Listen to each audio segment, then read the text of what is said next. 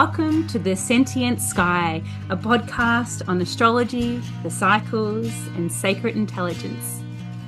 Presented to you through a Southern Hemisphere lens by Yvonne Wildheart and Rebecca Holly. Hello and welcome to the 7th episode of the Sentient Sky podcast. My name is Yvonne Wildheart.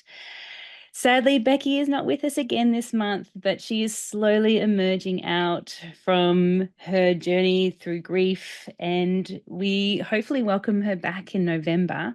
But in the meantime, we welcome back our special guest, Grace Funk, all the way from Canada.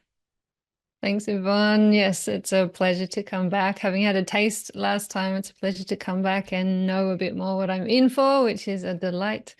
And yeah, bringing, we started this, I guess, at first light. So bringing some dawn, first light, morning greetings from Manitoba, Canada. Amazing. We were just saying the other day how we're in this portal because it's quite late here. So we're recording this on the 1st of October. I've got 11:11 on my clock here, PM. Of course we do.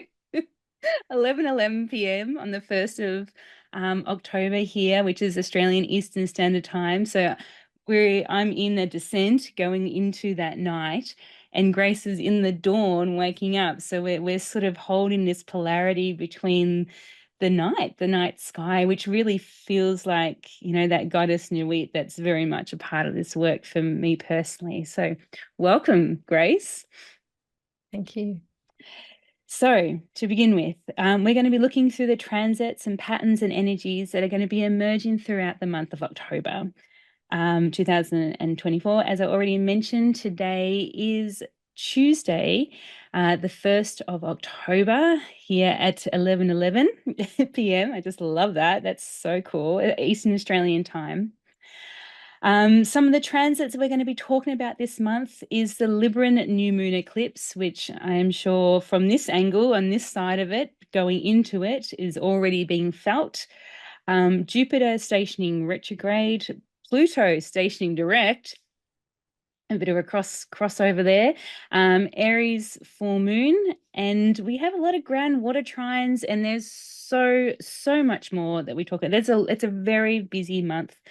But to begin with, we begin with our invocation. So I invite you to close your eyes and take this moment just to breathe.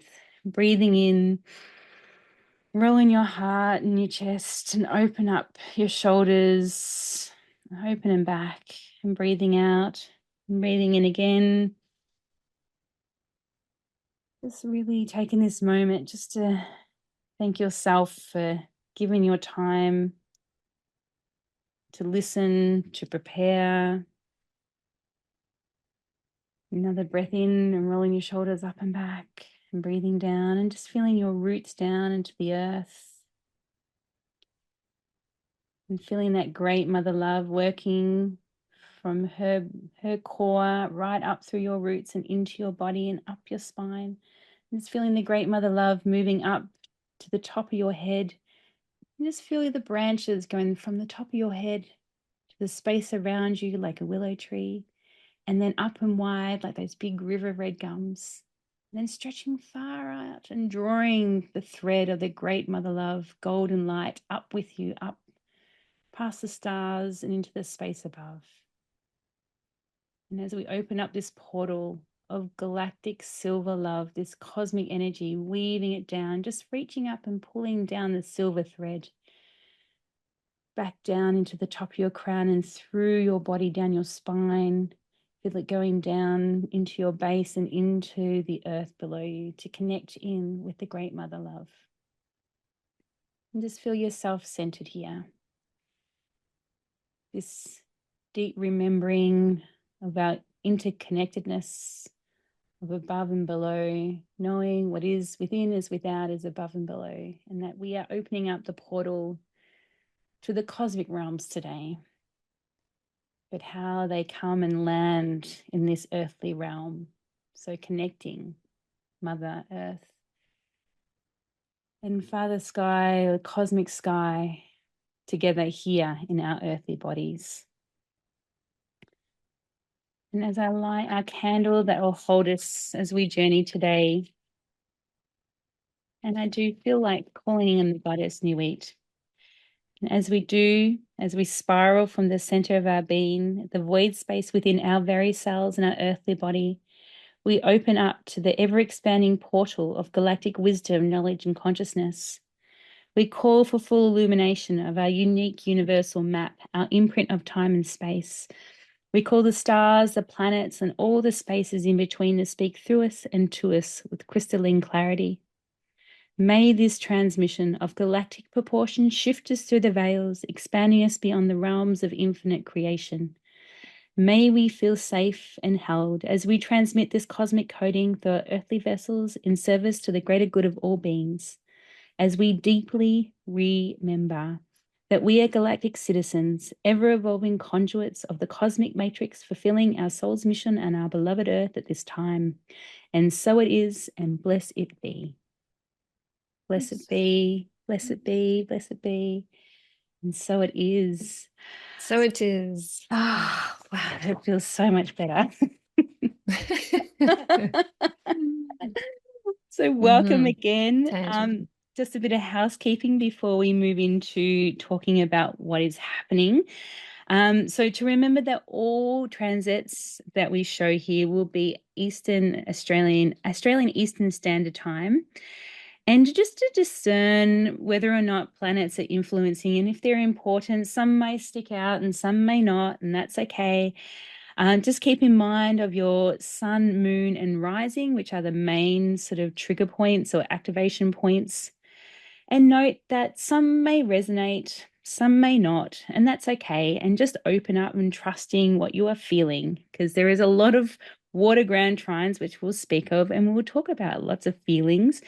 And if you want to connect with us, also the Sentient Sky Patreon, that you are welcome to bring any questions or comments that you have. We would love to hear it. And if you are listening here on YouTube, give us a thumbs up, like it, share it. This is how we navigate the algorithms of mainstream YouTube, I guess, land, and help get this work out there, because this is important work to know and share this wisdom that is channeled through us as we go through the month transits. And it's a good tool to help us navigate what is coming up for us all. So there we go. So to begin with, shall we start with the summary of October before we jump into, summary of September, before we jump into October's transits, just to sort of a bit of an overview. Grace, how was September for you? What was happening for you in September after all the transits, after we spoke about? Yeah, I think a lot going on in September, but the bits that I want to share here, the bits that became most tangible, was around the full moon, just before the full moon in Pisces, and then on the full moon. I guess what happened just before that was participating in a Pluto in Libra generational astro circle, and just starting to lean into some of that. What does it mean, for Pluto to be shifting out of Capricorn into Aquarius, and just what might that mean? Obviously, that's been part of the astro jargon, part of the landscape for a while, but sitting here in this circle, the power of hearing other people speak just started bringing it alive for me, and starting to get excited about just how my worldview may be able to change, as anyone born in 71 to 83, Pluto is going to be coming into a much more flowing relationship kind of within ourselves, in the symbolism of the cosmos. We, instead of this crunchy square, we get to some of that faster flowing flow. And not only Pluto, but Neptune as well, Uranus as well.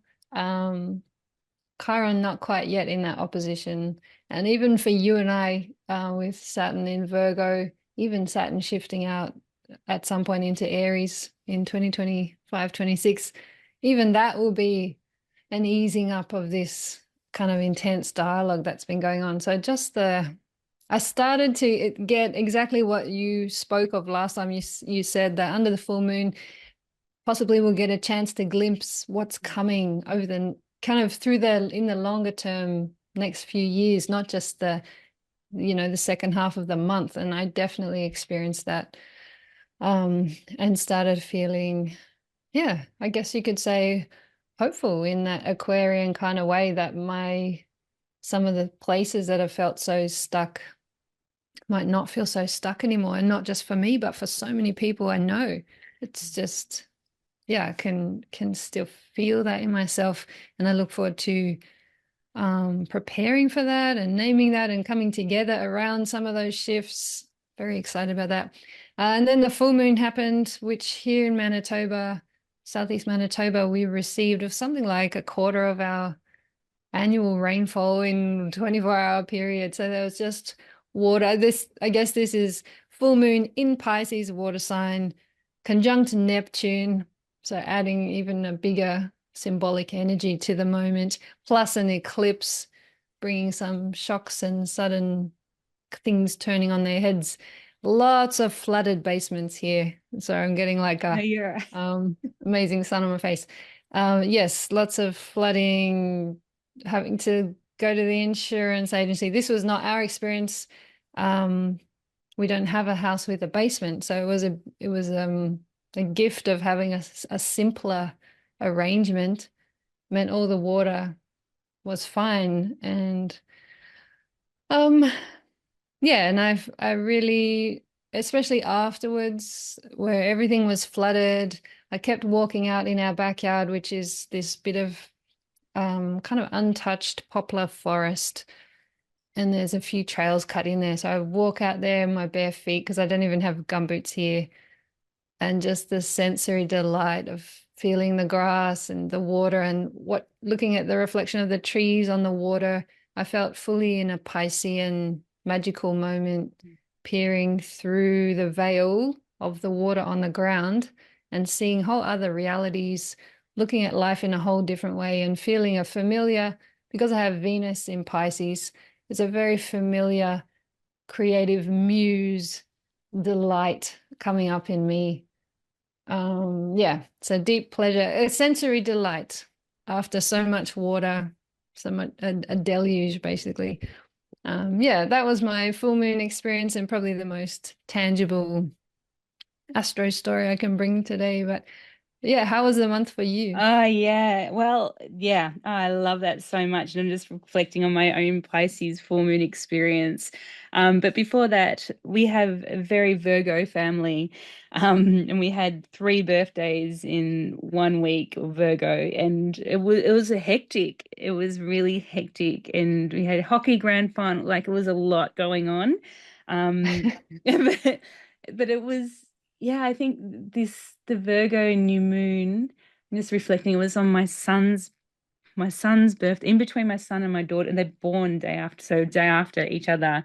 Um, yeah, I'm just reflecting on what was happening. It was just really busy. It was so busy in a Virgo sort of, moving here and moving there, and that mutability of just being able to go from one thing to the next, and doing it quite easily because we're all sort of moving and able to move together because of the heavy Virgo, and we're all very similar except for the little one. He's an outlier, but he's very Gemini, so he could move with us, not a problem. So it was really interesting just how much was going on, and what I'm just thinking of Virgo details that needed to be involved with that. Like the logistics was just insanity. Like I think it was one week just after the new moon. My son had his 13th birthday with his mates at his dad's house, and my daughter, 15-year-old, had the party of her friends at here in the same night. But then we had a hockey ground final, like presentations the following day. So everybody, it was just a lot of organization. And so just feeling that Virgo-ness, but being able to move it quite well because of the Saturn and the moon in Virgo that I have. Like I felt like I felt good in doing that, even though it was hectic. And I'm sure that people on the outside are looking at me just going, holy crap, like, how are you doing that? But because we could all do it together and move so well, because that's what we do as a family, the kids and I, we just did it, and everybody got what they needed, and which is felt like that Virgo coming through. But what I really wanted to talk about was that Pisces full moon eclipse and how delectable it was. Like, here it was, yeah, it was coming into spring equinox, and oh, the bees, and it was such, like, it felt like a dreamscape. I was very, very tired. We had a lot of solar flares during that time, and I don't know whether it was the solar flares or the eclipse or whatever, or just being pulled further and further into the dreamscape of Pisces. So I rested a lot because I actually couldn't do much. Probably it was the it was the coming down off the Virgo stuff. It's so, but so tired, but delightful. It was like warm days. Like, we haven't, it was the first warm days that we've had throughout winter, and just everything had this lens of, oh, wow. Like, the colors and the smells, and the wind had stopped by then. It was just really sweet and nice to feel that, and that glimpse of the future too. Of, I had a couple of sort of big phone calls just after the eclipse, symbolizing like a changing of energies coming in, and it was really sweet. Like, the frequency of the divine masculine, as we called it, started really showing up, which is really nice, because there's some friends and I have been news reporters on the frequency of the divine masculine. So for every time we come across it, we do like a little news report to each other just on Signal. And it was like running thick and fast over that time. Like, everybody was reporting back from the frequency of the divine masculine land. So there's this energy of this something new coming in that we hadn't seen before, and getting a bit of a whiff of it. But then it died down, but it was that glimpsing of the future that really caught my attention. So that was fun. I really enjoyed that. That was really cool. Mm, I love that Yeah. you send these little reports. It's Yeah. all lighting me up. We're like news reporters, like, seriously. Just caught a glimpse of divine masculine. You use your Yeah. David Attenborough voice, mate. Yeah, well, it is, because we do it like so it's Zenith, Tash, and I, and we just do these little reports. So, reporting in from the frequency of the divine masculine, I am pleased to share with you. And we just, off we go. So that felt very, that beautiful glimpse of what's to come, because it's been a struggle for a lot of men. But to know that, that possible changing of the guard, of from that, what was coming to me today, and I was thinking about this aggressive energy, which might come up over October and into November, with the Mars and Pluto square coming. It's like really that small dick energy. And if we can switch it to all that, all the atrocities and things that are happening in the Middle East, predominantly ran by the wounded masculine. And if we could just say, oh, that's just little dick energy, like, for you, like, and have this, like, do what they did to the feminine and just sort of diminish them. And so I don't know, it's just what's been coming up, and just bringing up the frequency of the divine masculine in more of a stage presence, I guess, and just keep focusing on that, and just sort of going, oh yeah, that's just that. I don't even know what I'm saying, but I think I'm just starting Yeah. to feel that Mars and Pluto building. Well, I hear you and Zenith and Tash elevating, for one, like the goodness of what you're seeing in the world. And sure, the shit's still going on, but choosing to focus on the positive, and recognizing we're all still riding on some of that Absolutely. shit that's still going on, like Venus and all her bouquets of flowers and all her niceness she has in that cliche archetype. She has relied on Mars killing people and Saturn to forging, and colonization to create new civic realms for her beauty. So Yeah. we're all in that mess together, but slowly deprogramming from it. Very slow, obviously, multi hundreds of years of work. But that's what I hear you Absolutely. guys doing, just celebrating, seeing a different pattern. And it makes me think of Buckminster Fuller quote: to change something, um, build a new model that makes the old one obsolete. You don't even have to solve the old one. You don't That's have to solve the wounded masculine. We don't even have to solve the wounded feminine.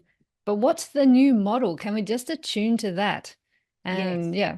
yeah, That's exactly what it that's some is. of what's coming, some of what's possible. Because as Pluto shifts out of Capricorn, the masculine has had to wear the heaviness of some of those Capricorn approaches and tasks and perspectives in a way that I could speak for myself personally. I haven't had to hold them quite so much. Like, let's just say financial provision has fallen more to the masculine, very Capricorn Yeah. cliche, if you like. I wonder what it will feel like as Pluto shifts into Aquarius, just, yeah, for the masculine, some of the imperative shifting. I love it. Again, I could feel hopeful about that. Yeah. Oh, God, I love that. And I love how we can now go on and talk about October because that is exactly the energy of that, what is actually playing out here. Well, what I'm hearing and, this Mars and Pluto opposition building. So that's happening in October.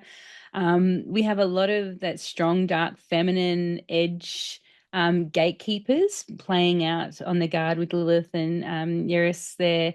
There's a lot of chaos around the lunations, around the new moon and full moon. But what we do have is this like lots of supportive grand water trines. So the key themes that we've come up with is the stirring up of the deep, and I'm hearing that in what we've just speaking, the final release.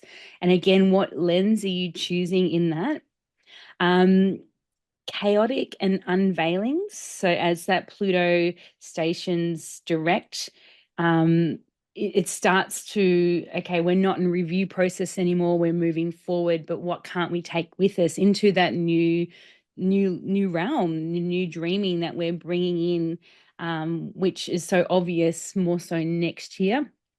Um, but throughout all this, there is support here to cultivate deep trust in the unseen realms and spiritual and emotional support and holding and calling for that mindfulness to allow that to happen. So it's like that finding the center in the chaos is like, the calmest point in a storm is in the center of the storm. Just being present to it all and just allowing it just to move around you, but deep trusting in the movement of what is being unearthed and unveiled, because guess what? We can't take it with us. And, do we really want to take us, we're starting new cycles left, right, and center, like big, Mm-hmm. generational cycles. And Becky and I spoke Mm. about this back in, I think it might have been June, especially because we're looking at the Neptune cycle and the Pluto cycle, and the Uranus cycle. They're all changing new cycles in the in the next 12 months. So this is it. Like this is it. And it starts with Pluto moving out of Capricorn for good next month. So we're in it. We're in the final letting go of this old Mm. cycle. And as our teacher, Jane Hardwood Collins, would say, whatever starts a new cycle sets the tone for the rest of the cycle. So what seeds are you collecting now in this closing out of cycles, like major generational cycles that you don't want to take in with you into the next cycle, that it's not going to just affect you, but generations to come. So it is that powerful time that we are here. Okay. Absolutely. All right. Shall we begin with October? Yes, let's do it. Okay. So the first chart we're going to look at is the back to the awkwardness of bringing up charts and sharing screens. Good times. Okay. the Libran new moon solar eclipse. Can we see that? Yes, good. Which is happening just after Mercury conjunct the Sun, which happened today, actually on the 1st of October. So this new moon is happening on the 3rd of October, Thursday, the 3rd of October at 4:46 a.m. in the morning. And it's a new moon solar eclipse happening at 10 degrees down here and 3 minutes of Libra. Libra is a cardinal air sign. The symbol is the scales, calling in for balance. But, what is really balance? Just thinking of the equinoxes, that balance is like, maybe not even a minute. It's like, whoop, and then it's on to the other side. But, can we find that within these times? It's ruled by Venus. So this new moon eclipse is ruled by Venus, which is the feminine, and it's conjunct. So you can see down here, it's conjunct the mean black moon Lilith, Mercury, and the south node's at 6 degrees on the other side. What else can we talk about? So this is the last of the Libran eclipse of this cycle. The last new moon Libran eclipse was on the 15th of October 2023, which fell at 21 degrees. And when we go to the full moon in Aries, we will see that is where this full moon, that sounds really confusing. Sorry out there. I'll show you in a sec. The next series of the Libran and Aries eclipse will happen in April 2033, 9 years from now. And the North Node will be in Libra then. So this is a clearing out for the Libran areas of your chart. What do you see happening in here? Well, you've taken me now into, that South Node will soon move on out of Libra because they always retrograde backwards. So I'm getting a sense now of, this has been a work in progress for a while. But I was going to speak to Lilith being here and just how this is one of the dark feminine gatekeepers that you were referencing at the beginning. Obviously entirely conjunct the sun and moon, so it's like the sun, moon, and this mean black moon Lilith having a conversation. When we say mean, this is the Lilith point that's been averaged out. The exact true oscillating black moon Lilith, she's also in Libra, just earlier in the degrees. So yes, both the Lilith points pointing to Libra. Yeah, I guess I like to imagine the conversation happening, I guess bringing some of that cosmic stuff down to the human level, and what might the vibe of that conversation be like. Lilith connects us to Inanna, which you and your people do a lot of work with. Lilith was handmaiden to Inanna, but then in later myths she was the first wife of Adam, and ends up leaving that relationship. So she's strongly associated with themes of gender relations full stop, which has already been coming up in this conversation, and also sovereignty just in general, particularly for the yin parts of us, or the feminine parts of us, that especially that society has demonized. That's certainly what happened in that Jewish myth that Lilith came to represent, all the difficult, unwieldy parts of the feminine that couldn't find a place in mainstream society. So she was outcast, basically. And rather than just kind of sitting there with Lilith at that archetypal level, what I wanted to bring here to this new moon moment, which is coming up very soon, is how I work with Lilith, which is exploring our tween and our teen experience, particularly as young women. but that could be across the board, just our yin self, our feminine self, what was being patterned and programmed kind of culturally when we're in that teen and tween and teen space. That would be some of what can be more wounding or more disillusioning. And then we have a whole journey with that through a kind of exile. And how do we integrate some of those experiences? That's what the Black Moon Lilith means for me. How do we integrate this call to freedom and sovereignty? Yes, but not just any old freedom and liberation. It's what would have freed and delighted our young girl self, our teenage self. What would we have loved to have seen happen, or what kind of environment would have really nourished us? And what can we do now, given that part of us hasn't gone away, and part of our work is to reintegrate her back into society, back into our lives, to find a place for Lilith's voice. Yeah, what can we do to, in our environment, particularly in our relationships, given this is happening in Libra, what can we do to create that kind of spacious, fair, perhaps, environment that our young self would have wanted, and nuance that to whatever your situation was, whatever would have been good for you. But yeah, that's for me what the Black Moon Lilith represents. It's not always at this point. I guess often in people's charts, the wounding, the asteroid Lilith, which for me points to the wounding, is happening in somewhere else in the chart. But this Black Moon, and whether it's the mean or the oscillating, they point to a pathway to bring us back to that original vision. I see that. But for Lilith, for me, I see her as this feminine entity that has a lot of courage to bring, like, I just look at the glyph of Lilith as well, and it's like the sickle, just sort of cutting away things that no longer serve, especially at an eclipse. And eclipses, these are grand endings and grand beginnings. And this is a South Node eclipse. This is the tail of the dragon in Vedic astrology, K2. And it's like, what of the past that you need to cut away?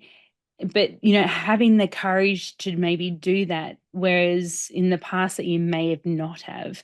And I guess too, that thinking of that younger self that couldn't do that at that stage, but now here is an opportunity to come in. And also, Mercury is here too. Mercury's just had a conversation with the sun, so that there's some, it's still hidden in the beams of the sun and just slightly moved off, but not much. So there's some power, there's some hidden, it's like Mercury, now that's gone direct as well. It's a movement forward. Mercury, to me, I see this, Mercury is also the messenger to take the souls down to the underworld and back again. And I feel here that Mercury, having just come from the beams of the sun in a, conjunct past the South Node, like he's now coming up with something new in this new moon. But it's still really hidden, but it's like it's taking, there's this courage that's needed to do that, to maybe let go for something new to come through, like that whole, again, that eclipse energy of what is needing to let go through the portals of the South Node. Like, I just see the node points as portals of time and space. And at the South Node, it's like that past. It's like, what are you letting go of the past, or what from the past lessons, whether it be this lifetime or past lifetimes, can you bring up as something for the future? I'm thinking,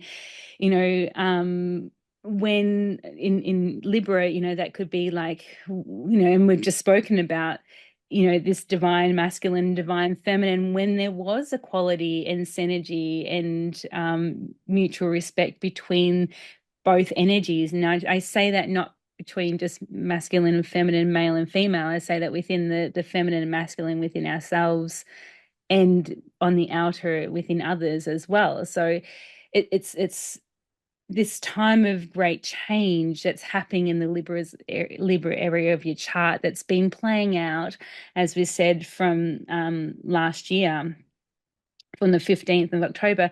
But this is not an ending story. We still have, a Aries full moon coming up that's triggering this point, but our last eclipse at this point will be next year, at the end of March, with an Aries new moon. So this is part of the story that's still unfolding, and it will continue to unfold even when it's like there's even so the nodes move out into that sort of Pisces and Virgo axes proper in sort of January and February. So there's like this, yeah, I'm just feeling this moving of the times and time bending and shifting and changing, but it's a continual story that's still unfolding and will continue to unfold for the next few years.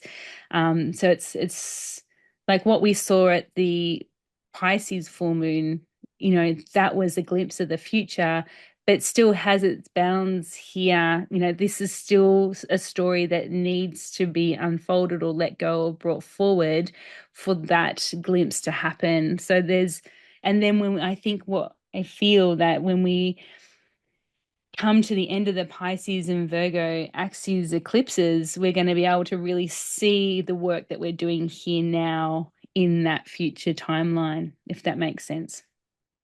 Mm. Yeah, for sure. Having Mercury there in the mix for me, I was musing on the possible Mercury and Lilith there, and the South Node, the possibility of being able to let go of, like, I don't know if has been stuff that someone's been sitting on. I need to say this to some person, or I need to understand what happened in this relationship, in that I'm riffing here on airy mental Libra. Whether there's possibilities that some of that stuff just doesn't actually have to be said, or it can be alchemized. You could do a ceremony and speak it into the ether and be heard by all the realms, where it doesn't have to kind of be crunched out in a particular relationship in real time. Just I say that as someone who gets quite fixated on talking through the shit, I can feel some of that moving, and the possibilities that some of the regular dialogue doesn't have to mean even what it used to mean in the past. I can see that kind of changing in my dialogues with my husband, even just the last day or two. Some new possibilities of understanding what's happening is coming through. And also, yeah, such a huge teaching this year that I don't actually have to talk through everything to clear it. That's like a brand new revelation. You mean I could just jump to my future self who is more resolved with this? Actually, yes, sometimes that's possible. Yeah. Not always, but sometimes. So anyway, I just want to throw that out there. The possibilities that you could let go of anything that's been building, or something that's been building up, especially relationally. Is there a possibility under this new moon to shift it in a way that's perhaps unexpected? Yeah, I love that so much. And it's really interesting that we're talking about relationship, and here we have forming, which comes exact on Saturday the 5th. Is this forming our first sort of water Grand Trine of a few that happens in this month, between Venus, which will happen, what was that? Yeah, at 17 degrees. So you have, Venus will move up here to 17 degrees. It would be hitting on its way. It will be trining with Saturn and Mars here. Like, this is that trusting, a part of that trusting the unseen realms. This watery Piscean, Cancerian, Scorpio, Venus in Scorpio, who's doing some deep work here, but you can't see her. She's hidden. I mean, you can see her in the sky, but she's doing some deep work that may not be obvious on the surface. And then you got this Saturn in Pisces that's sort of dissolving time and space. And then you've got this Mars who's sort of out of its realms in watery Cancer, just going, I don't really know what the fuck is happening because I don't even know where I am. Like, what is this water's edge business? It's not at home here. Feeling a bit awkward, and I feel that supportive realm of what we just spoke about, like how do we have these relational conversations that maybe we don't have to have them, but just sort of send it off into the ethers to be sorted out by this trine that's sort of harmoniously working together between Mm, the polarities anyway, with Saturn mm, there up the, in here in the mix, sort of being really supportive in that and encouraging that even to just sort of take it out to, more the intuition or those watery sort of felt realms out there that have no bounds or no yeah. time and space. It's and again talking about the nodes are being time portals. It's like, well, it's like Saturn's, well, direct your attention up to here where there is no, time is not bounded here because it's Mm. Pisces. Yeah, it really feels like with Saturn in Pisces, the letting go or the dissolution is quite trustworthy. Mm, It's not I mean, with Neptune there, it could be kind of delusional. Maybe that's kind of what I'm leaning into. But mm, with Saturn in there as well, there's a groundedness in the letting go, a kind of reliability in the letting go, if you like, mm, that um, speaks to some of the positive. It might, I mean, the letting go doesn't often feel amazing. It can, but sometimes it doesn't. Um, and also, I'm just remembering your Venus in Scorpio languaging of loving the unlovable. I mean, that perspective right there, if I sink into it deep enough, I can drop a whole bunch of judgments and some of that airy stuff I have to talk about. So that would be an example of the trine kind of coming alive a little bit. mm, There's a genuinely different perspective being offered by these water placements that can change how we feel about the airy Libran stuff. mm. And this is a motif that we're going to pick up on, 3 times in this conversation, that in the watery realms, we can get a different perspective. Yeah. And that can actually change our approach in the cardinal signs that are still getting a work over. Yeah. And I think what Grace and I were talking about before we jumped on is, maybe some supportive suggestions would be to focus your attention as we go through the transits and go as you journey through the month. Find out what areas, what houses in your natal chart, where Pisces, Cancer, and Scorpio sit, and just focus on those areas this month. And that feels like it will bring some centeredness, as we spoke about, that center in the storm that's sort of moving around us and shifting and shaking, and because there's a lot of that happening. Like it's a very, very busy, chaotic month that in amongst all that chaos, to bring back to the areas of water in your chart and just watch that and have that as an anchoring point when it does feel sort of like you've been a bit windswept in all the stuff that's happening, because this full moon, and like it's a quite a busy chart. I mean, you've also got a Mars square here. That's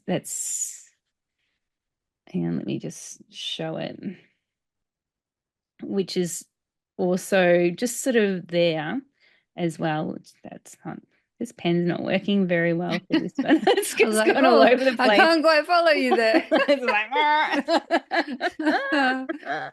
so there's a 90 degrees here. It's sort of, I guess the furthest point would be Mercury, and that moon will pass over this square as well in the hours after this new moon.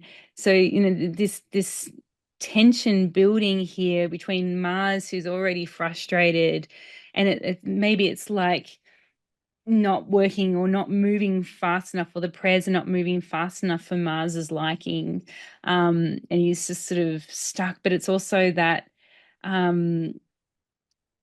what I'm feeling actually, and I'm thinking on my own chart here because Libra for me is in my fourth house of home, and this Mars like sort of frustrated, but maybe sort of very protective of the home space, and it's like, well, whatever that dark moon, or we're in the dark moon phase now, was brought up to be let go.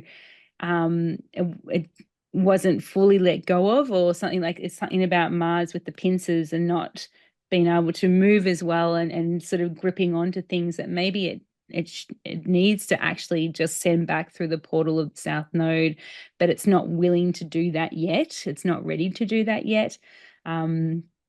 Yeah, there's something here about that frustration, not having things moved as fast or as well, or wanting to grip onto things that probably need to be let go of. Um, yeah, I'm Which just is thinking, where yeah. it will be interesting. Will we feel that Venusian influence of just maybe we feel a bit more okay with the timelines, or can feel the angst, but also trust the process. And who knows what that Saturnine. I mean, last time we talked about some of that influence, maybe Mm, speaking to a bigger dissolution around what am I actually doing here? mm, Some of my usual forward motions aren't making sense anymore. And the discomfort of that kind of question, but also the life-giving nature of that kind of mm. question.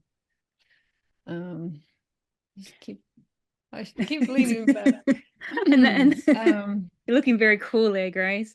I'm looking very like Aquarian. Oh, classic. That would But be classic. You said that was the fifth, didn't you? Like 2 days uh, later? yeah, oh, what that forming Yes. trine is, but Yeah, the Grand Trine. yeah, the grand If water we were trine. inviting people to particularly pay attention to what are the messages coming through on the Grand Trine days, Yes. then that was the fifth. Yeah. Yeah, Aussie time. Aussie time. Yes.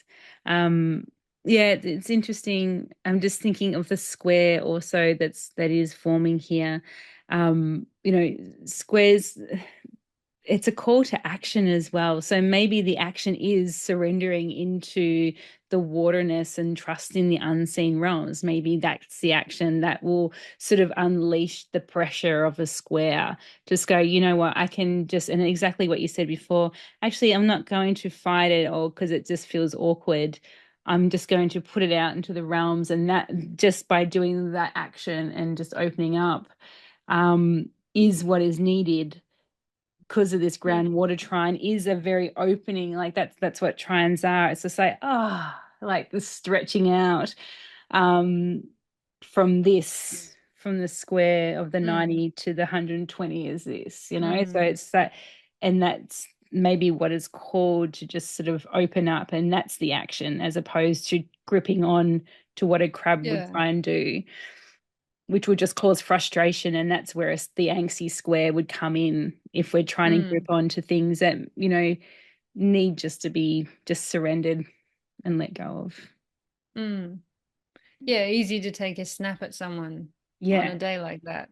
Yeah. But um also there's a lot of support to think of that situation differently, or just catch oneself Yeah. in that, and choose a more positive or more proactive action. Mm. That's what I hear you saying. Yeah, absolutely. And as we're moving, so on the couple of days later, too, on the 5th, I won't show the chart, but I think we can see it from here. But Mars reaches its retrograde shadow as well, which is 17 degrees. Mars will retrograde on the 7th of December at 6 degrees of Leo, and it will be back here at 17 degrees of Cancer on the 24th of February 2025. So, it's like, how well does this Mars surrender itself into that trine will show up again, in February. So this feels like, before it reaches at this new moon, before it reaches at 17-degree mark, which is only 2 degrees off. It's like how well we do that in those 2 days after that full new moon eclipse will show up again later. in February. So that's a really sort of, looking at that time space portal of just going, what we do now, it will show up later. So, planting those seeds. And for here in the Southern Hemisphere is spring. Like it feels like that spring equinox fertility that's building, and whatever's happening sets this team, that cycle, like planting the seeds now of easy releasing, surrendering into, the realms of the unseen, trusting that we're held and supported. But how well you do that, and will show up later, which is really interesting, because come February, that will be a lot of, by then we're going to be starting to see a lot of shifting and changing as that sort of Neptune stations direct, and, Saturn will station direct by then as well, and moving forward closer to that Neptune. Like there's lots of movement forward then, which will require us to let go of some probably big things. But this is where it all starts, of just how easeful we do that and allow ourselves to just go, you know what, I'm just going to trust. As you're talking, I'm hearing the opposite, like how easy it is to snap at someone, or just snap about something, and then how long the repair work can take. Like it might take all the way to February to fix up that, you just lost your shit for a moment. Can we catch that? Can Saturn help us catch that, so that we don't have to deal with that? I was just hearing kind of the inverse of what you're saying. I'm really enjoying the very Libran way we've just approached the two sides, the two angles. So you're either letting go with grace and surrendering it, or you're clipping and you're snapping, which will sort of, either way, you're going to be looking at it in February. Yeah, it's great. I'm going to try and remember to come back to that retrograde date. Is that more homework for people? Yes, more homework. More homework. Did have bucket loads of homework. Welcome to the Virgo podcast. Homework will be set. I'm going to write this down. That's why people come and listen to you, man. That's because we set homework. Practical. How do you move through this earthly realm is through the homework that we set. Go to your desk, people, get your pen and paper. Sign up to the Patreon, the Sentient Sky Patreon, and as a paid member, you get a worksheet every month. So you don't have to, all the homework is done for you. You just have to fill in the form. See, that's bloody brilliant. Yeah, it's already done. Brilliant. Yeah. Sentient Sky Patreon. Yeah. And a shout out to our Patreon members too. We're just so deeply grateful for you to sticking with us through these quite turbulent months, and amazing. Just they're an amazing group of people. Okay. All done? Yep. Great. Okay. So in between all that, as we spoke about the water Grand Trine, we have Mars. Let me get out of that. Stop sharing. We have Mercury square Mars, which, I'm just thinking of what we just spoke about, right? Like that's that potential to snap, as opposed to, that graceful letting go. Like this is where that, if you're snapping, where it could come up. So that's happening on the Sunday the 6th. So it's on the back of a weekend, which might be interesting. And then on Tuesday the 8th, we have the exact Venus trine Mars in Scorpio and Mercury trine Jupiter. So, that could go either one or two ways. If you're snapping with that Mars and Mercury, having that Mercury trine Jupiter is like, oh, and there's the repercussions of the bigness of that, perhaps. Just like, oh, there it is. That was a bit blown out of proportion, and now look what's happened, type of scenario. On Wednesday the 9th, though, we have Mercury opposite Chiron and Jupiter stationing retrograde. So this is the chart here. We have the Mercury station retrograde here at 21 degrees of Gemini. Mercury will station direct on the 4th of February at 11 degrees and 16 minutes. And during this retrograde phase, it will have its second of 3 squares to Saturn, which will be late December. And then the final one, which I think Becky and I spoke to in the special Jupiter, we did a podcast just on Jupiter alone and Jupiter's transits through Gemini. So go back to listen to that episode 2.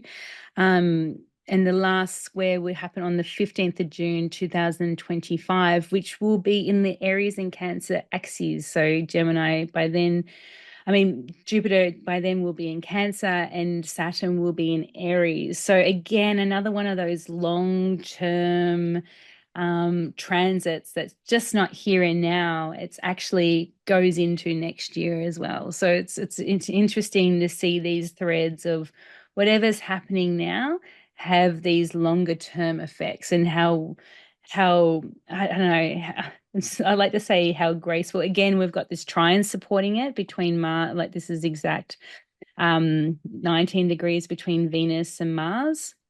Now Mars is in its retrograde shadow though. So, again, looking at maybe that trine to being supportive to help with that. Mm-hmm. Jupiter's not, it's the furthest away from home in the whole zodiac sign. So, it's home is in Sagittarius, which is opposite to Gemini. So it's sort of having a bit of like an underworld journey anyway, being in Gemini. And it's like, I remember listening to the Astrology Hub podcast, and they were talking how Jupiter in Gemini, it's like it's on a vision quest. It's sort of wanting to expand, but it can only be on its sort of own. It can't be sort of in amongst the people and doing its thing up in the sky in front of everyone, above everyone. It has to sort of come back down and sit with itself on its own and expand from that way.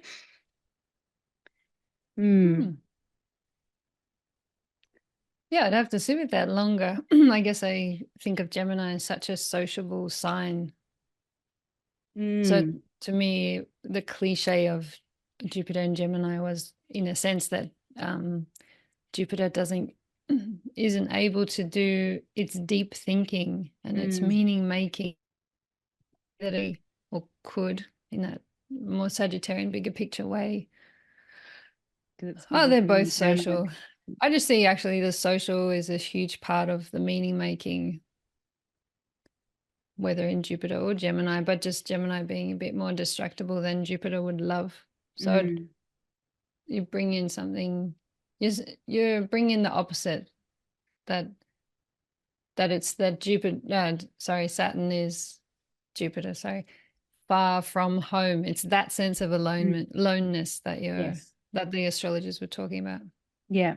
I'm just thinking also going like it's now starting to go backwards. It's like it's a reviewing process now of the expansion that may have happened in that area of Gemini in your chart, to come back and say, whoa, what was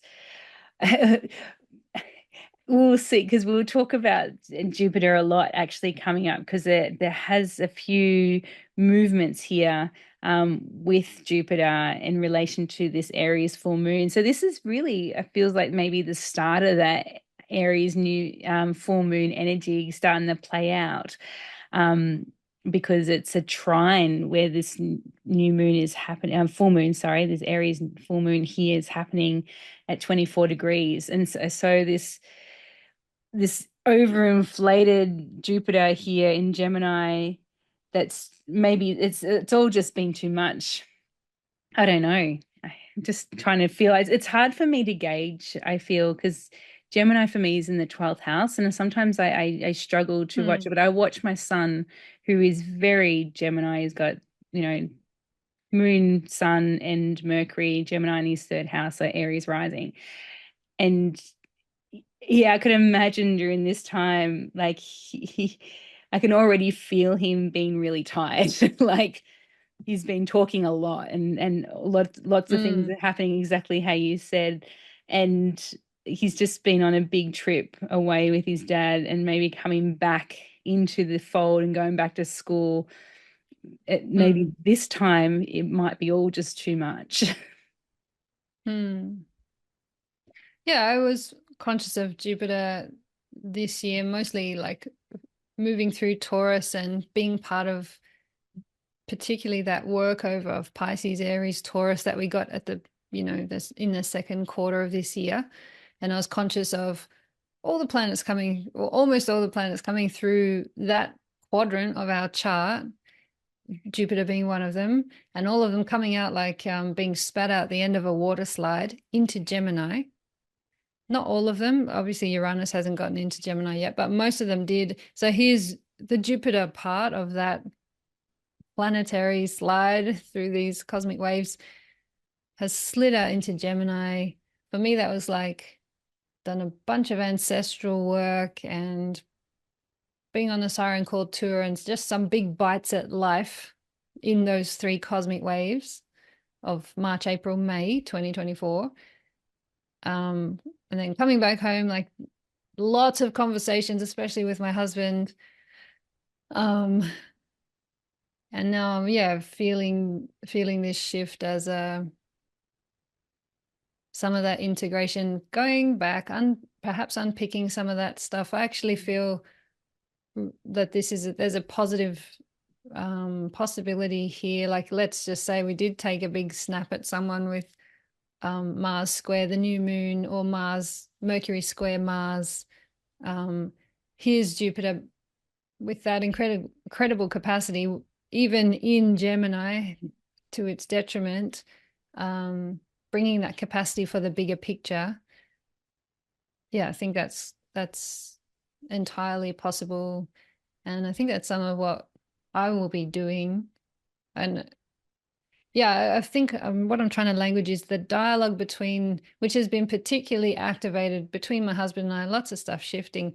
I feel like the dialogue is changing, and that some of the so many difficult conversations, they're gonna take on.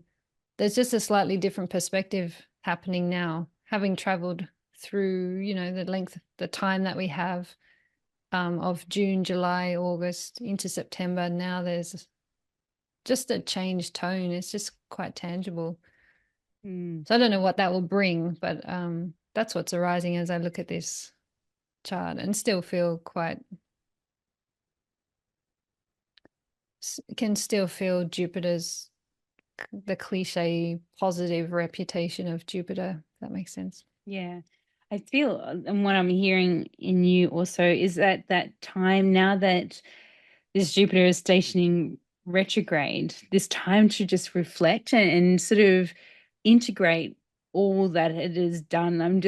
And what just hearing you say about how, Jupiter was sort of spat out of that conjunction with Uranus, that sort of shook, like that was huge. And that was a big time for Jupiter to sort of come in, but it hasn't really stopped until now to Yeah. say, fuck, what just happened? Like what? And I'm What feeling that was that? within me. It's like, what was all of that? Like, from April, and as I said, this, leading into this full moon Aries, going back and looking at what's happened since then till now. And this is like the first time that Jupiter has actually been able to just say, oh, that was a lot. And maybe we just need to take some time just to sit with all of that, because it's been a lot. Been a lot for, poor Jupiter, who, has been working hard, doing lots of things, lots of conversations, lots. I mean, it's such a Jupiter thing to do, like lots. That's, I think, the key word for Jupiter. It's a lot of things. Doing a lot. It's doing this. It keeps, and as you said in Gemini, it's like, oh, it's busy. It's these little legs and it's little, chat, chat, chat. And it's sort of, cognitive expansion sort of in the mind as well. And experiencing new thought patterns, even perhaps after that conjunction of Uranus and coming in. And now it's the time here to just go, right, okay, whatever is unfolded for you for Gemini areas of your chart, to take this opportunity now to just sit with all of that and allow it to percolate within your being for a moment.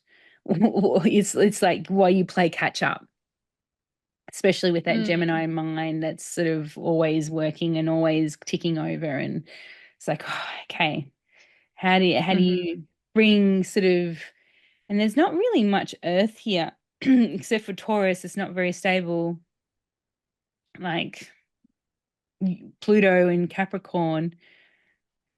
So yeah, it's really interesting looking at a chart with very little earth, and what earth there's there is not stable. um so Mm. this might be tricky for Gemini, I mean, to for Jupiter to slow down in Gemini and sort of integrate it, because Yeah. where's the body here? Like, it just feels, you know, all up in the mind and in the sort of movement of action of the fires. But it's yeah, I can't feel much grounding. And I guess this is the feeling of that build up to that Aries full moon, is that chaotic energy is starting to play about a little bit. Yeah, just, and I'm not feeling relief here for Gemini. I mean, for Jupiter though, in this stationing retrograde. Yeah, I was really taking what you said around just that conjunction with Uranus back in, it was like 2021 April this Hmm. year. And then just having been kind of go, go, go, go from there, I really resonate with that. Um, and here, yeah, there may not be full perspective because Gemini is just in the sign adjacent to Taurus. Like if the meeting of Jupiter and Uranus, if that was a quantum leap, that's how I was Mm, languaging it in a succinct way. It's like here at the retrograde, and while Jupiter's retrograding, we get a chance to maybe look back to April and go, what happened? Is that for real? What do I make of that? In a way that we maybe haven't had the time or space to pause that way, and there may still not be the fullness of perspective because Jupiter's in Gemini. We might have to wait till Jupiter gets to Cancer before we get some of that more sextile.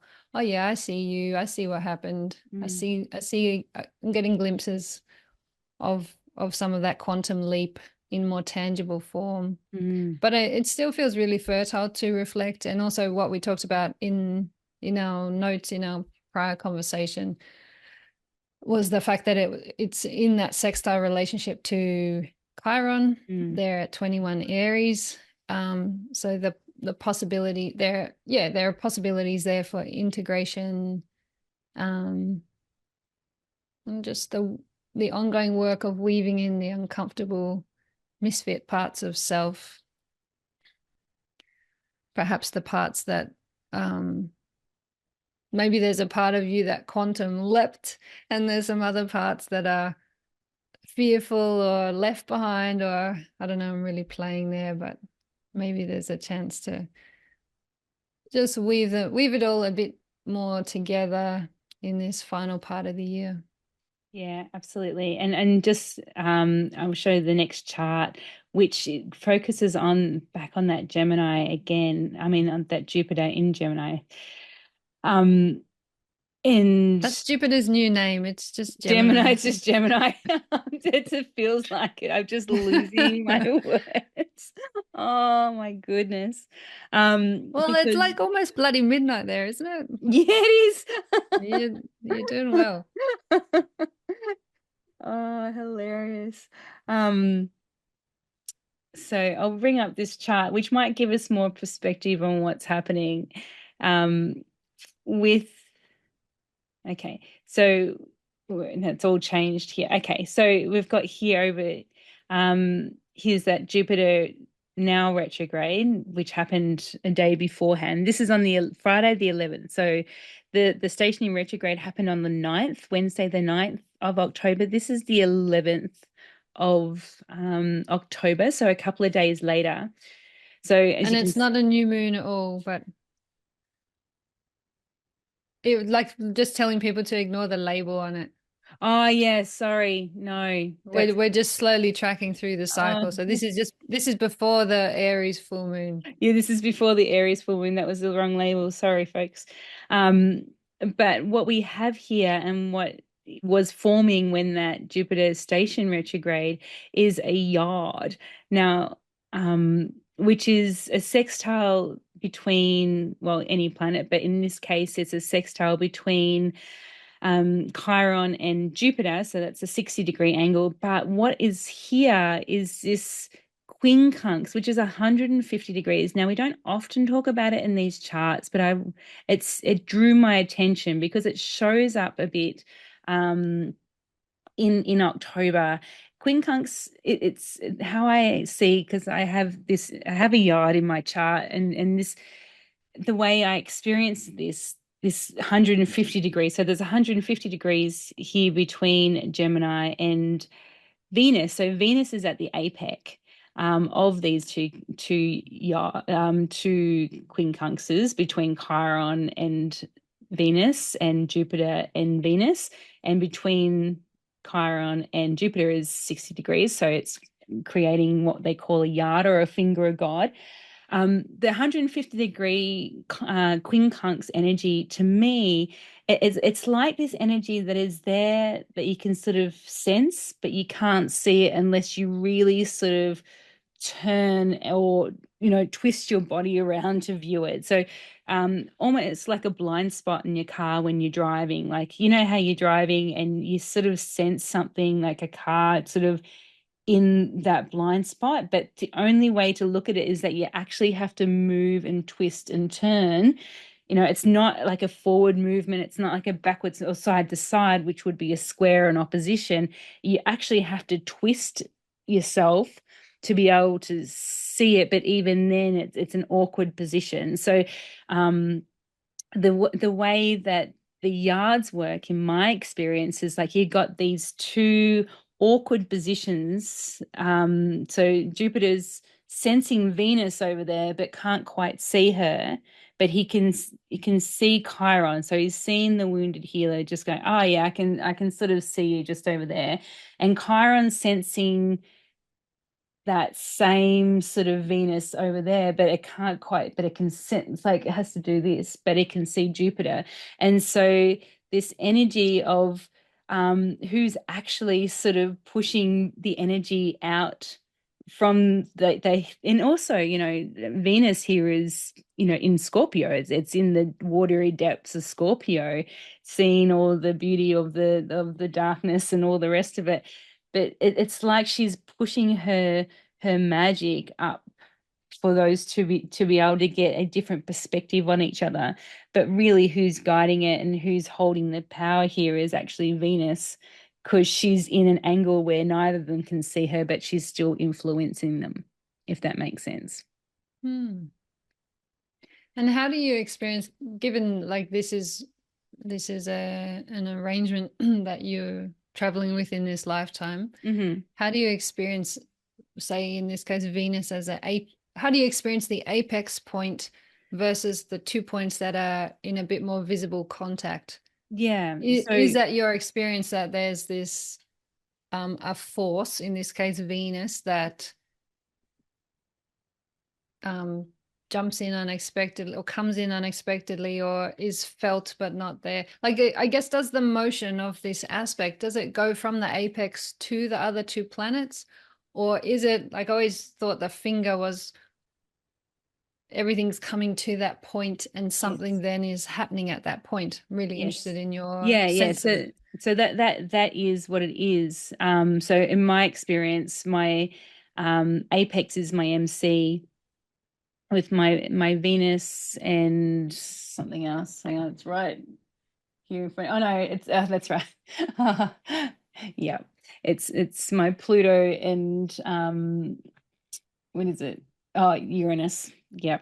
So it's like these two angles are playing off each other, but it's all pointing to my MC. So it's like that. I I couldn't see it until I looked at the chart, and then it made sense that these two entities that could see each other were sort of playing their role and bouncing off each other. But really, what the underlying tone of it was where it was all heading to was the apex. And so these energies of Chiron, the wounded healer here at 21 degrees of Aries, and Jupiter at 21 degrees of Gemini, who can see each other. So this story of the wounding that we carry, and Jupiter here in Gemini, maybe highlighting it or viewing it up and bringing it up to light, or maybe even exacerbating or inflating the story. But really, if we push it and it's like, well, where is the story coming from, or where is it all coming from? Is that Venus there bringing it up from the depths to go, well, here you go, here's that old wounding. Maybe it's coming from, and it's really dirty, that maybe it wasn't as dirty when it actually originally happened, so it's bigger than what we thought, but it's Venus doing the work there, or Venus holding that um point, but they can't see her doing that work. Yep, it's a mysterious aspect, that's for sure. Mm. It doesn't land with clarity in No. me. I really appreciate hearing the lived experience of it. Yes. And in this case, it's almost like whatever work. Well, yeah, you bring me back to what we talked about before of the story of our wounding, and have we inflated it a bit more than necessary, or has it grown in our memory over time? Mm. Or to frame Jupiter differently, have we got some capacity to have a different perspective on it now? Mm. And what does that mean for that Scorpio part of our chart, which is where Venus is? Can we live out something differently there, but perhaps in a way that doesn't all connect, where the dots don't all connect, and it's not a kind of linear process? If I do this and then this can happen.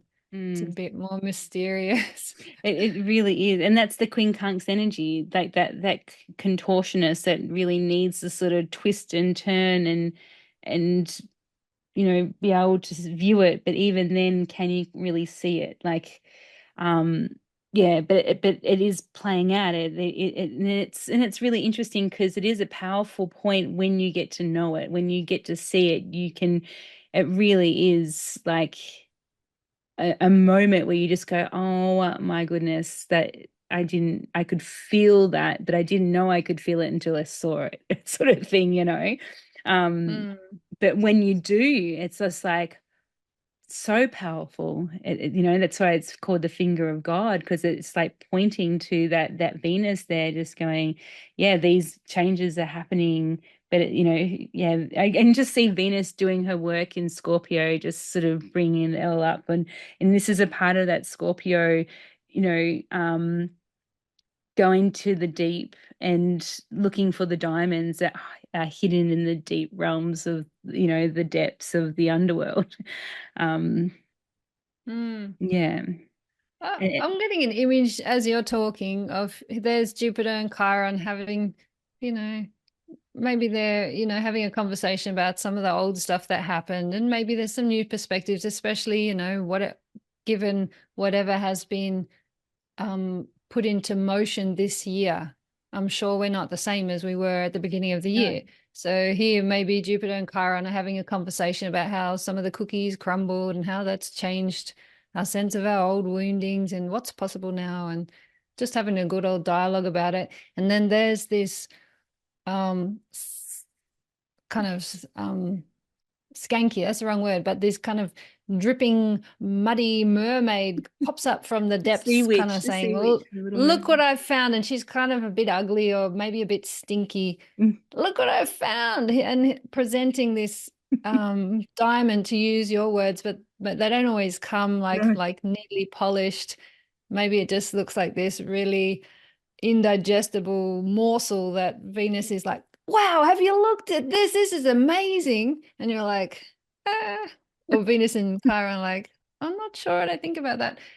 That's my sense of the quincunx, getting almost broadsided or coming from that blind spot, Mm. a new piece of information that I then have to work quite hard to digest, because yeah, I'm connecting that to my experience of my marriage, which is, you could say, I live a quincunx marriage. Mm. It's this constant feeling of getting these insertions of content that I didn't see coming, and then I have to digest. But anyway, I got this visual of I love it. a skanky, stinky mermaid coming up from the depths. Skankies. Yeah, I just see when you say that, I just see the sea witch in the Little Mermaid. Like she's just like, yeah, but the skanky Mm. mermaid coming from the underworld, from the depths of the sea. Love Hmm. it. Love it. I love it. Okay, moving Anyway, on. that's very esoteric astrology. So if that didn't land kind of concretely for you, don't worry, it didn't really Didn't land matter. concretely for any of us. Yeah, because it's a quincunx and it's not meant to, because that's the whole friggin' point. That's what Mm. quin. So welcome to the quincunx energy. Thank you for coming. Um, and so the next chart we're going to move on to is the well, hang on. I have what I wanted to show you is the 12th, and I don't have that chart. Um, but oh, that's right, because I was going to show it in the 11th. That's okay. Let's look at the 14th though.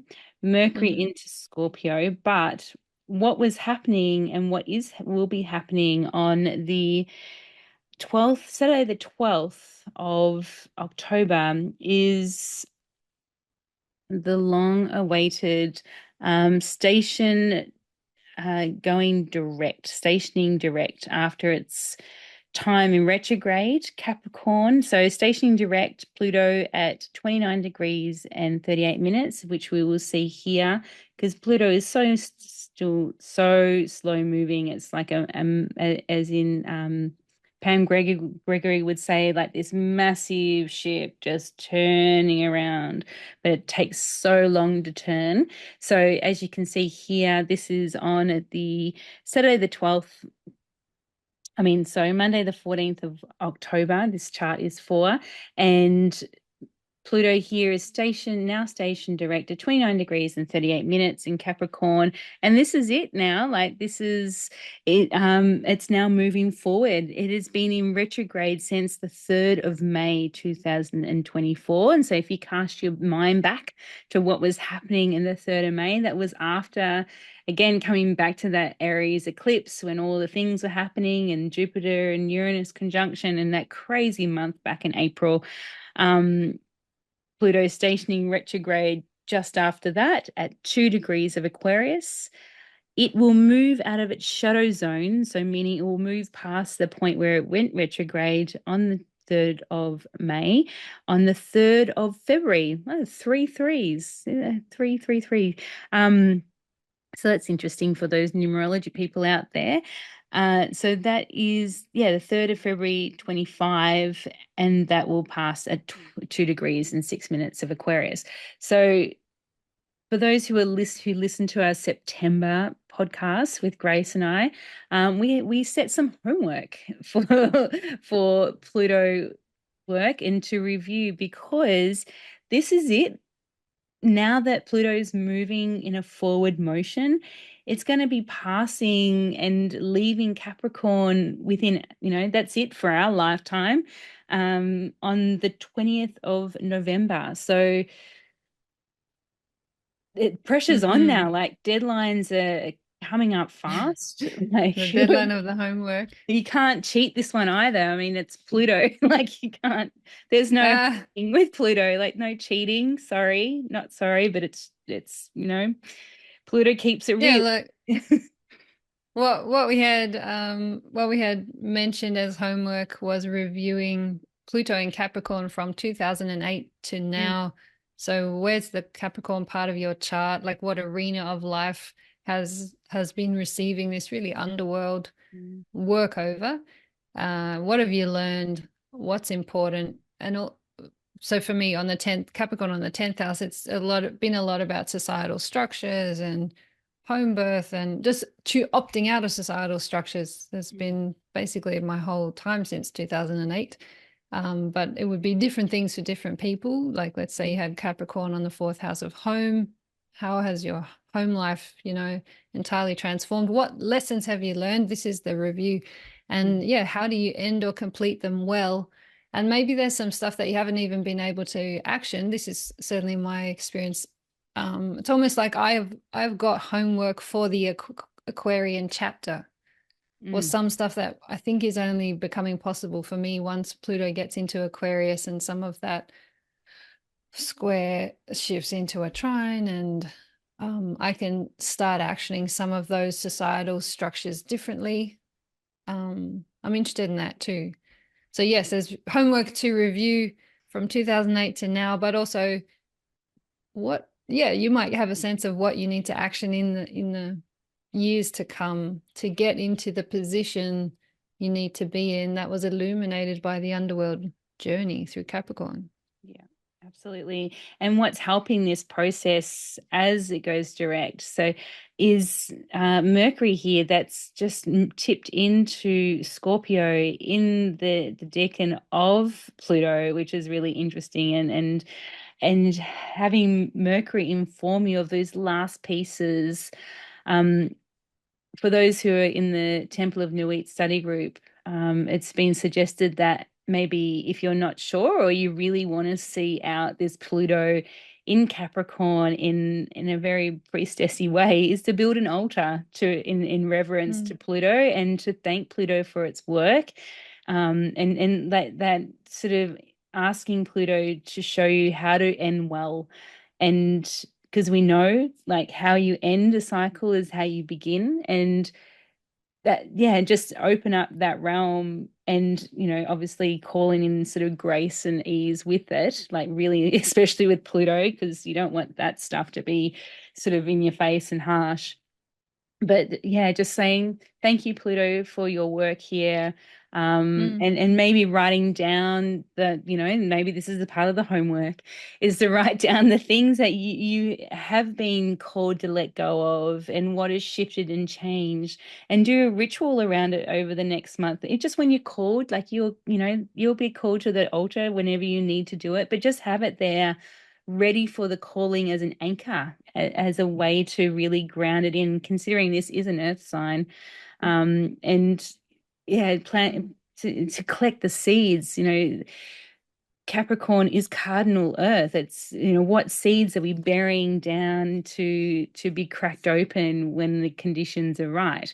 And this is part of now right at this end, with a month to go, a little bit over a month to go, to collect those seeds of, well, what was that, and what was the total review from 2008? What were the lessons? When did the peaks and troughs happen? And just maybe even draw a timeline just to help you navigate through that, and to come to a balsamic view on what was that transit for you, because it would have been significant wherever it was in your chart.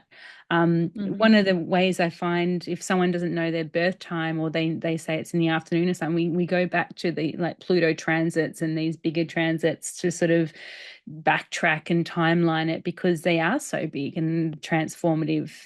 So yeah, I think build an altar would be a thing to do at this time, to just really thank Pluto and to honor Pluto's work. We have been absolutely changed. Yes. Can't go back.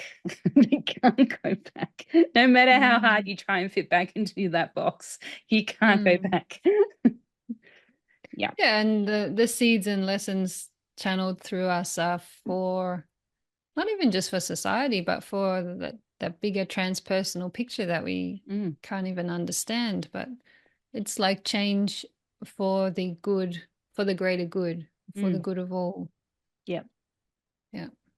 That's it. And just saying, mate, you're upping the ante by adding a timeline to the homework. That's like next level. An altar and a Helpful. timeline. Rigorous, Capricornian rigorous. Yeah. But it's like it wouldn't be hard. Like I can think already Mm. off the top of my head. Ah, easy. 2008 to now, the big hits of intensity, especially in terms of with the awareness of my Mm. Capricorn house. Yeah, I could probably make that map in about 5 minutes. So Yeah. not onerous homework, that's for sure. No, I think especially if you've got planets or points sort of in the cardinals. Um, yeah. Mm, So yes, that's that. mm, Yeah, yeah. That sextile between Chiron and Jupiter goes direct that day as well, exact on. Sun opposite Chiron is unfolding. So as we said earlier, that full moon Aries is building. Like you can see here that that moon is moving into its what's it stage after? I've just lost my into words. waxing. Waxing gibbous. Blah. Um, into a waxing gibbous stage. So it's growing with intensity as well. So it's bringing up that opposition more and more. Um, Mars square Chiron at this point as well. So that has been activated. So you can start to feel there's an intensity in the air that could possibly be building um, when this Pluto goes direct as well, because this is it. Like Pluto's not going to hold back now. It's it's sort of in the review process, it's sort of being digging and digging. But I think what we will see, and this is a part of the unveilings that we spoke about, one of the key words and stirring up, is that when that Pluto does go direct, I think we will see things that were laying deep underneath in these final weeks as Pluto finishes work here. And to know that, again, looking to the watery parts of your chart and to find the balm in there with the trines and stuff. Because, just as a bit of a protection or just coming back to that trusting in the unseen realms when the bigger things are coming out from the surface or hidden secrets, I'm thinking as well, that now have a forward motion where there haven't been, while Pluto has been in retrograde doing its final work. So just to be aware of that as this energy is growing into its intensity up to the full moon in Aries, and that hit with Chiron and that frustrated Mars that's now in its shadow zone. Like I'm already feeling this moment Mm, of uncomfortableness maybe in my chest, and just like just feeling it just feels a little bit more chaotic than it did a few probably 20 minutes ago when we are sort of still in that Libra new moon energy and mm, that trine energy. It's now shifting mm, a little bit, so I'm just acknowledging that. mm. Yeah. Okay, so we've spoken a lot about it, but let's bring it up. Let's bring up the Aries full moon. Thank you for being so patient as I trans. Doing good. Yeah. Okay. When is it happening? It's happening on the 17th. Okay. Yes. All right.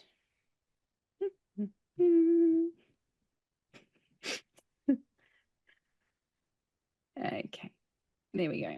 All right. So Aries full moon. Now this is not an eclipse. Um, because it's more than, was it 18 degrees away from the nodal points. So but it's not the end of the story with this eclipse story, because we do have a new moon Aries eclipse on the 30th of March 2025. So it feels like this moment in between eclipse cycle of maybe just I can't even. Yeah, eclipses are funny. They're grand endings and grand beginnings, but this is maybe a time. I just feel the great stirring of what's happening in this full moon. Um, this is also a reflection of the Aries new moon that happened in April 2024, so earlier this year, and we've spoken a lot about that. And this really feels like that space in between that really you don't really know what's actually going on, but it's because it's in between the two eclipses. The one that happened in April, which stirred up a lot of things, and a lot of things happened. If you think back to then, and the Aries new moon eclipse will happen March 29th next year. So it's an interesting space to be in between these eclipses, but it's not it's like that moment of, what do you need to give up to send back to into step into something new, but there's stuff that needs to be attended to here. This full moon is happening at 24 degrees and 34 minutes in Aries. And just interesting, the note, this symbol here is Uranus, who is also the dark feminine energy, right out past, it's in the quote about past Pluto, very icy, very cold. The mythology around it is the warrior sister of Mars, and she likes to go through the battlefields after the war and sort of just be in that space of, the gore and the violence. Yeah, and she's a feels like there's an I can't say it. Um, well, she likes to stir the pot. Antagonist. She wasn't invited to the goddess's wedding or something. I can't remember the full mythology. And so she threw an apple into the middle of the goddesses and said, "For the fairest." And they all scrambled over it. But that kind of sly sort of, well, I'll get you back because there was something unfair that happened. But it's not in a gentle way. It's in that full sort of, almost like a shadow dark feminine element, I would say, who is here as a gatekeeper of this full moon, who's there right up there. I mean, she's so slow moving, but she's there, um, in between Chiron, the wounded healer, as well. Like, and back here where the sun is Juno. So I wanted to point that out to Juno, the asteroid of commitment. Is that you know more about Juno than I would? Juno, aka Hera, wife of Zeus. Yeah, so she represents commitment and that partnership bond and all the complexities that can come with that. So the betrayal of that bond, and also representing cycles and fertility and yeah, I guess some of the gifts that come from partnership in that sense. Yeah, but yeah, very simply, I'd say Juno represents one-on-one partnership. So it's really interesting to have two strong feminine archetypes with the two luminaries and Chiron in the mix, saying, yeah, don't forget our old stories, our old patterning, or our old patterning is at play here, or some of our ancestral stuff is at play here under both, well, particularly this full moon. I was going to say both moons, the new moon and the full, but yeah, particularly this full one. Yeah, I just had so much stuff coming up listening to you talk about Eris as well. What was coming up was the sisterhood wound. Yes. So, and this is why one of the key themes of this month was mindfulness. There's enough complexities, even say just in this full moon, enough kind of symbolism to say, if we can be mindful, we'll probably avert some of the less skillful expressions of this kind of intense illuminating energy. Yeah, but I haven't worked much with Eris, and couldn't speak personally to that energy, but we'll be looking out for it without Yeah. being too worried about it. Yeah. Yeah, I think so. I think it's just a cautionary tale, just to be aware of the full illumination of the wounding that, as you said, around sisterhood, but also just in general of being caught in the clutches of a wounding that oh, yeah, it just feels really chaotic to me. I'm just wanting to look at the Venus trine Neptune and all Uh, that happens just before yeah, that. definitely. Like the And Chiron moon and Eris, it looks like a trauma motif. it really does look like a trauma motif indeed. And that's why I'm really struggling to speak to it, because, and especially looking at, as you said, about Juno with the sun, these bondings that hold us, that, in these partnerships maybe, that we need to look at, because they're opposite these woundings and these trigger points of um yeah, just holding us in these parts that are really uncomfortable, that are really tender and sore, that create that oh, I can feel it in my belly, like that stirring of emotions that Mm, that are not pleasant, and especially in Aries, which is already fueled by mm, Mars. There's like this mm, an element of aggression here that mhm. um you know I think it's another moon just to stay home. Eh, Like full moon to stay home. When is it happening? It's happening. It's on a Thursday. Long weekend. People take a long weekend and stay home on Thursday, Friday, Yeah, but Saturday. isn't this the irony that some of those, especially those partnership relationships, are at home, Oh and the yeah. home isn't always a safe space. No. But what's guaranteed, and what I heard you saying, is that our wounds are often illuminated to that point of deep pain in our relationships, and also our wounds illuminate our relationships and what we're needing and what our boundaries are. And like there's just such a dialogue, and it's such a quintessential Aries Libra dialogue as well. Um, yeah, I don't know. If, I don't know if it can be avoided. I don't think it can be I'm avoided. hearing you Just like just not just wanting stay in to the sit with past. this. Just stay in the couple of days before. Can we just stay there? No, we can't, Can we because go back actually to we the need to. trine? And the Well, thing we is, also can rest in the fact that another trine is coming. yes, it is. And so some more perspective or some intuition or some emotional softening. Yep, it's coming down the pipe. And we also had that just before Mm, this crunchy space here. But yes, we can probably anticipate that the full moon's a bit crunchy. mhm. Um, and how can we gather the illumination and the insights, because we want them. And bearing in mind, this is not just a kind of blast out of nowhere. This is a full moon, so it's building on whatever happened at the new moon, whatever themes were arising then relationally. Perhaps you're circling back to some of those. So it's not like a broadside. No, and Um, it's not new information, because the Aries full moon, I mean new moon back in April was, what is it, 19 degrees. Like it's this is not new stuff, and this is what I felt like I was mm, trying to say before, that this falls in between Aries eclipses. And so this is like the whatever was unearthed to show us a new potential in the future.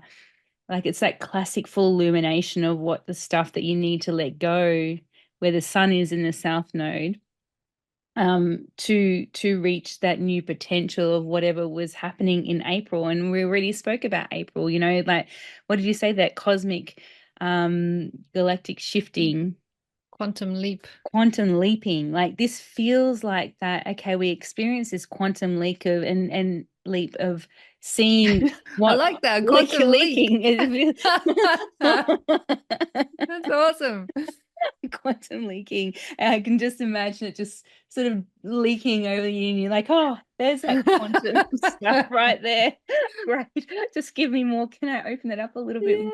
Feels so good. It's way less electric. It's more like, oh, a Oh, it's just quantum like leap. oozing quantum ooze. I love it. I'm up for that. I think I'm so in that Neptune. It's fine. Yeah, you got the the, water the going. oozing. I don't want to go here. But it's the thing is, it's a part of the Mm. stirring up, and I think that's what Eros is showing us here. She's a part of that portal that is stirring up what needs to be looked at and attended to, because we need to do that before we can move into that quantum leaping element of the North Node. Like it's not going to go away, and this is that again, this is a part of that Pluto going direct, of bringing up the stuff that was sitting in the deep dark secrets, now showing up to be seen for its final hurrah. This is a part of that makeup. I mean, we just saw the moon traveling over that, Pluto on the way up to this, actually, having a square, um, point to Libra and Aries, like a cardinal square, like cardinal signs. Like this is, yeah, this is a part of the final releasing and letting go, but we need to actually see what's there before we can get to let go of it. And I think this is what this full moon is showing us, in full illumination. It's like, this is the thing. This is the thing. And I really love Eurus's arrow here. Like it's so direct. It's like pointing here. It's right here, people. Look right here where this Chiron is. And then you got like Jupiter here in retrograde doing a bit of a side eye to Chiron, just going, okay. Where can we find some, maybe that was overinflated, or, mythology happening here that we need to come back and look at, so it sort of comes back down um, into the consciousness. Yeah, but it just Mm. feels like that stirring energy that we need to, it needs to come up, it needs to be stirred up, and it's been very directed into, this is when that happened, because it's not, it is not a new story. It's a story that's, we've carried through, but we need to clear it before we can go into the next thing. So it's really looking at the shadow work, actually, of whatever the Libra and Aries axes and eclipses have been bringing up for you, and to really see it now with the aid of Pluto here as well, no, now going direct, making a square to that. And then also, Mars is here making a square to them as well. So it's almost like a, Mm. cardinal, T square in that, which I think is what we're feeling, is that, like this feels, whichever way you look, it looks like intense, but Mm. it's what is needed, a part of that. You have to do that for the openings, for those trines to be able to work in a more glorious way, is to have those, to rub up against things and to look at things and to allow it to come out. Otherwise, it's Hmm. not so as glorious Yeah. as it could be. And we haven't lost that Neptune Venus trine. It's still active. And like you were saying, um, again, like if especially if this feels intense to you, go back to the full moon in Aries last year, which Mhm. was for me September 29, probably 30 for you. Yeah. What was happening then, because this was still a full moon square Pluto last year, because Pluto is so slow moving. There was still, that cardinal activation happening. So what was arising then? I found that very fruitful to do. And Mm. then jumping forward to that new moon in Aries in April 8th, then it was fruitful to see what was happening with some of those themes, and to know that, okay, those are some of the themes I'm going to be traveling with again. It's actually exciting. Those are themes I'm really interested in, that I haven't quite found the way forward in that Mm. Aries style. But yeah, just inviting some reflecting back. Yeah, I think that's really helpful. And that's how you can, and yeah, it's that, with the sun there, and yeah, it's, that Libran South Node axis still opening that portal of time between past and future and allowing that to be a guide, that it's just not here and now. It's that it actually is needing some reflection, which is also a full moon, right? It's a reflection of the sun on the moon, that is enabling us to look at it. And so that, yeah, that looking and reflecting on what is here. And maybe that's what we can do here as a way to navigate that, as opposed to being snagged in it and caught in it, which, as you could feel as we were doing it, so easy to do. But to go, okay, well, this is not new. I can bring it up. I can look at it and respond to it in a way that is more forward moving, as opposed to, getting tender hooks into it. Yeah. Big full moon though, right? Big full moon. Yeah. Yes. Venus at this too, talking about Venus, is sextiling Pluto here at this full moon as well, 29 degrees before it moves into Sagittarius. So this is an interesting thread as well. What's coming up for me is in the realms of value and money as well, and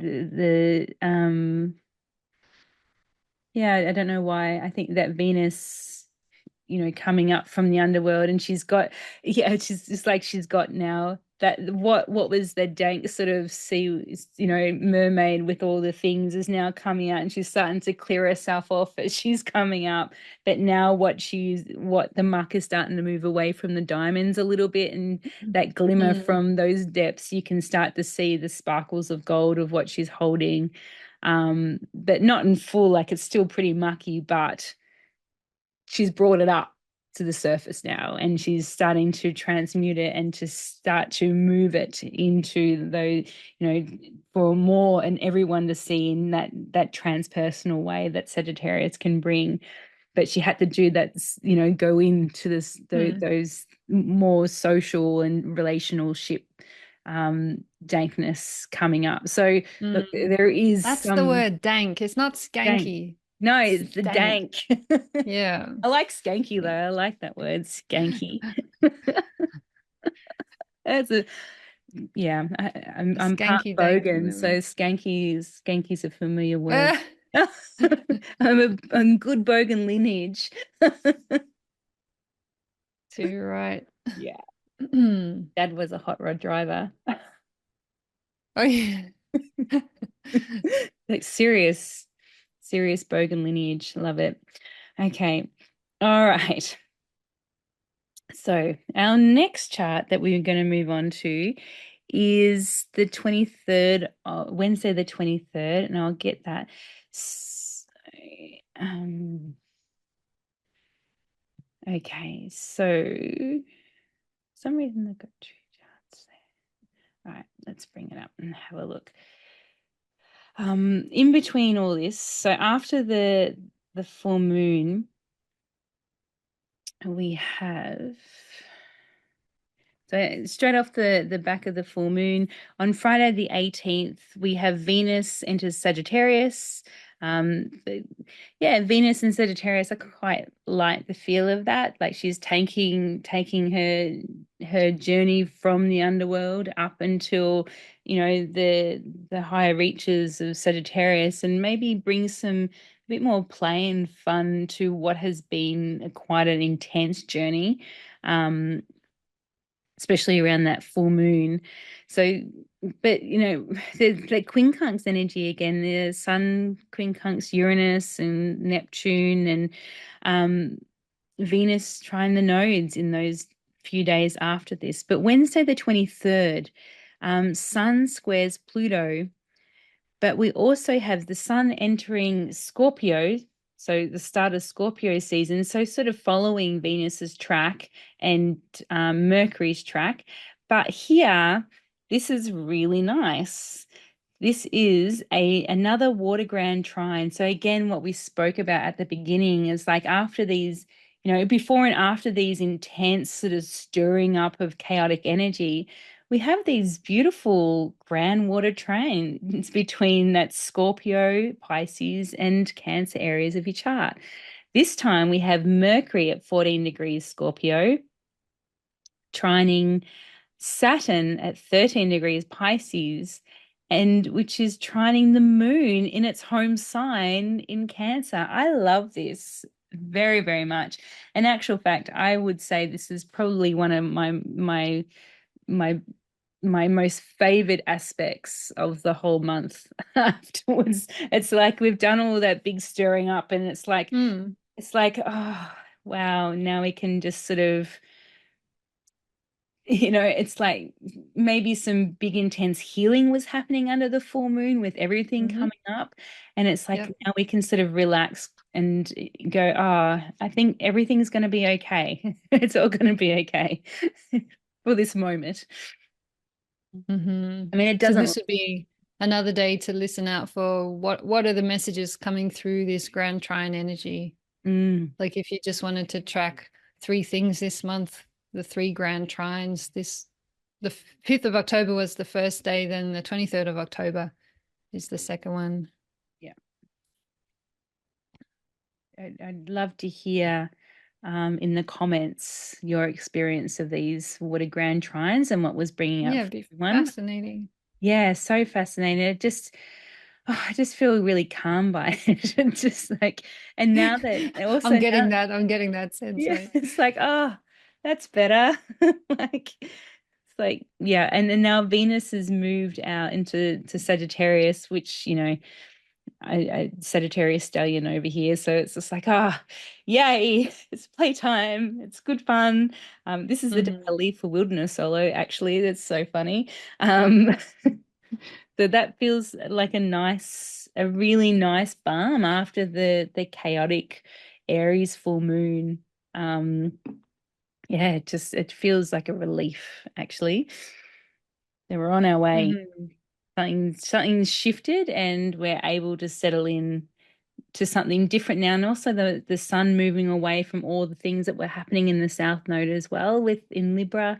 Like it just feels like Yeah. we can, it takes the intensity off it for a bit. Yeah, this would be a mood shift of the month, hey, Yeah, around the definitely. 23rd of October. Yeah. Yeah. Yeah. And that moon in Cancer and its home sign, like that's Mm. really sweet. That's really sweet. And I think it will help Mars for that momentary moment while it's there. Mm. Um, Yep. just to cool off a little bit before it starts to really move into that opposition with Pluto. Okay. Mm. All right. So that is the second grand trine. Um, the Did you want to have a look at the 27th? So after the Grand Mm. Trine, we have Mars sextile Uranus in Cancer. So again, like that Mars sort of glimpsing over to Uranus and saying, oh, I can sort of see the changes that happened when we were conjunct. I think was that in May? I can't quite remember. I don't have it off the top of my head. But this is the lead in into Mars and Pluto opposition, which happens on the 3rd of November. So on the 27th, just coming back to again that quincunx energy, which is a bit of, as we said, it's a bit of a funny energy. But I think it's a part of the stirring up that's been happening. Um, so if we open it up and have a look. So this time the quincunx apex is Mercury. So it is where Venus was last time. So instead of Venus, it is now Mercury here. Um, as we can see, where is it? Scorpio. Lost my way. Okay, so here, yeah, 20 degrees. Um, Going back to that Jupiter, oh God, this is Jupiter retrograde right here, which is forming a sextile again to Chiron. And this might give us sort of I don't know, whatever was stirred up because it's still a part of that full moon in Aries energy coming off the back, especially with that Jupiter and Chiron there still continuing having this conversation. Um, it's sort of a bookend because the Venus yard or finger of God happened just before the Aries full moon, and this is happening just after, but in the same position. So there's something here that obviously we can't put our finger on because it's quincunx energy, but it's something that's playing out that's bringing some information in that we might not know or expected. Maybe, there's all of a sudden there's a new idea of a rewrite of the Chiron wounding story that we're not too sure where it came from, but maybe it came from that trine that's creating some, what it feels like. It feels like that trine that Mercury was just involved in this grand water trine. It's like, oh, that felt so good. And maybe that rewrite of the heart um, of just being able to look at that Chiron in a softer way, but it's sort of we can't quite put our finger on it or understand it, but it's like that new visioning after all that stirring up and or the looking more at the healing of whatever came out. Mm. Mm-hmm. Yeah, it's interesting. Yes, we've had the new moon and the full moon activating that Aries Libra axis. But like you say, there's these two yods on either side of the full moon, both, if you like, pointing at Scorpio, Mm. next sign along. It could just be interesting to, like, if a yod has a kind of the cliches like a spiritual assignment, or it has some Mm. of that kind of etheric quality to it. What does shift and move in that Scorpio house? Some new possibilities. Maybe that it will be more useful or tangible in the future. But Yes. yeah, it's like this subtle action is happening in this other part of your chart, Scorpio, Mm. when the dominant energy is still all the cardinal signs, Yes. particularly Aries, Cancer, and Libra. But even Capricorn, because yeah, Pluto's coming out. So yeah, if you like, our focus is still on the cardinal signs, but there's the grand water trines and the yods both pointing to, in particular, Scorpio, but in general, the water sign. So Mm. I'll just have to live that one out, or live these Yeah. out and put the pieces together afterwards. Well, that's the whole. Yeah, that's the quincunx energy. You sort of almost have to be in it and to experience it and to do that looking Mm.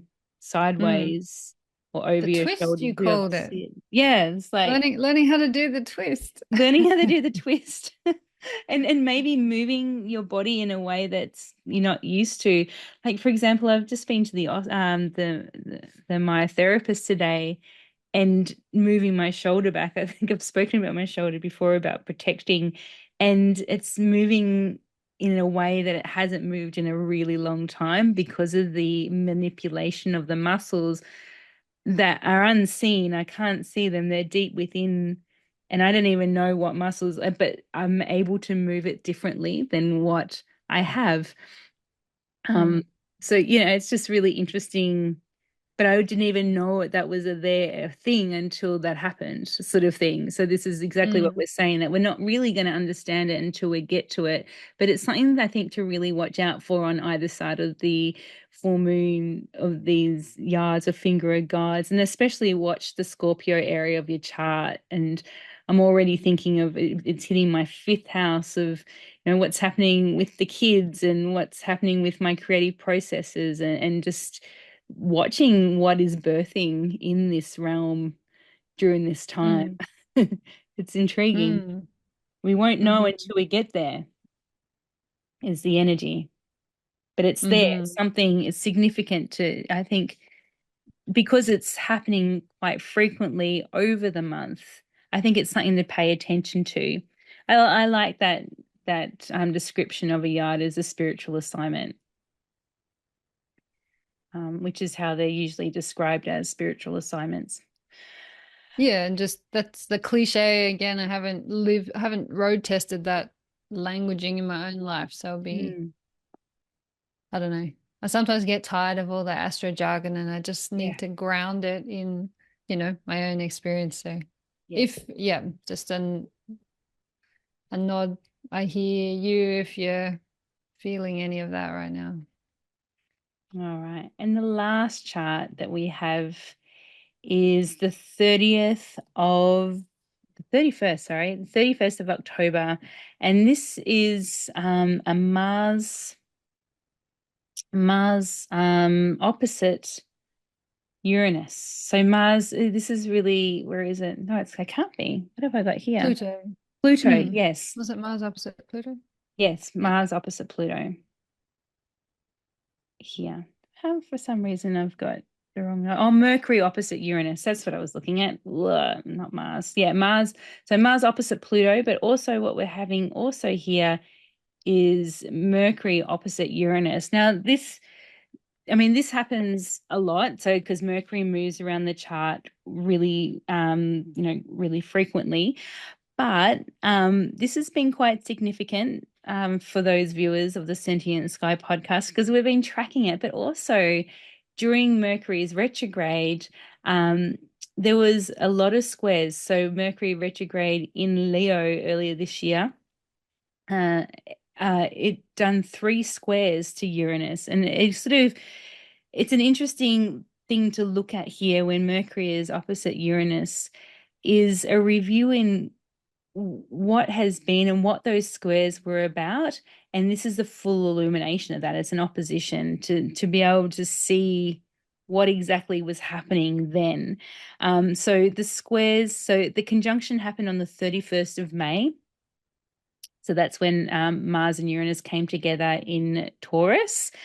And the squares happened on the 22nd of July, which is when we had that internet outage across the world and caused all sorts of major problems that are probably still continuing on today. The second one was on the 18th of August, and the final one, when Mercury was direct, was the 7th of September.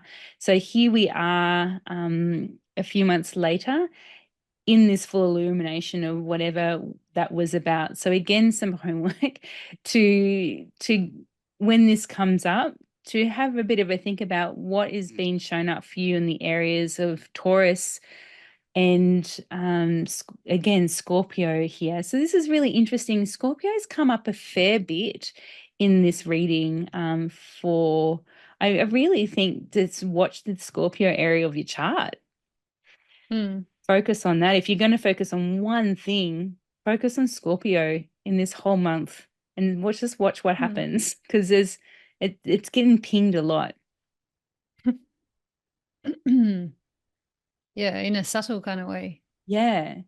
Yeah, it's like the sly dog. Or while there's a lot of action elsewhere. Yeah. Yeah, calling your attention. What's happening with sly old Scorpio over here? He's doing some stuff over here in the background, which is a very Scorpionic way of doing it, in the secret depths.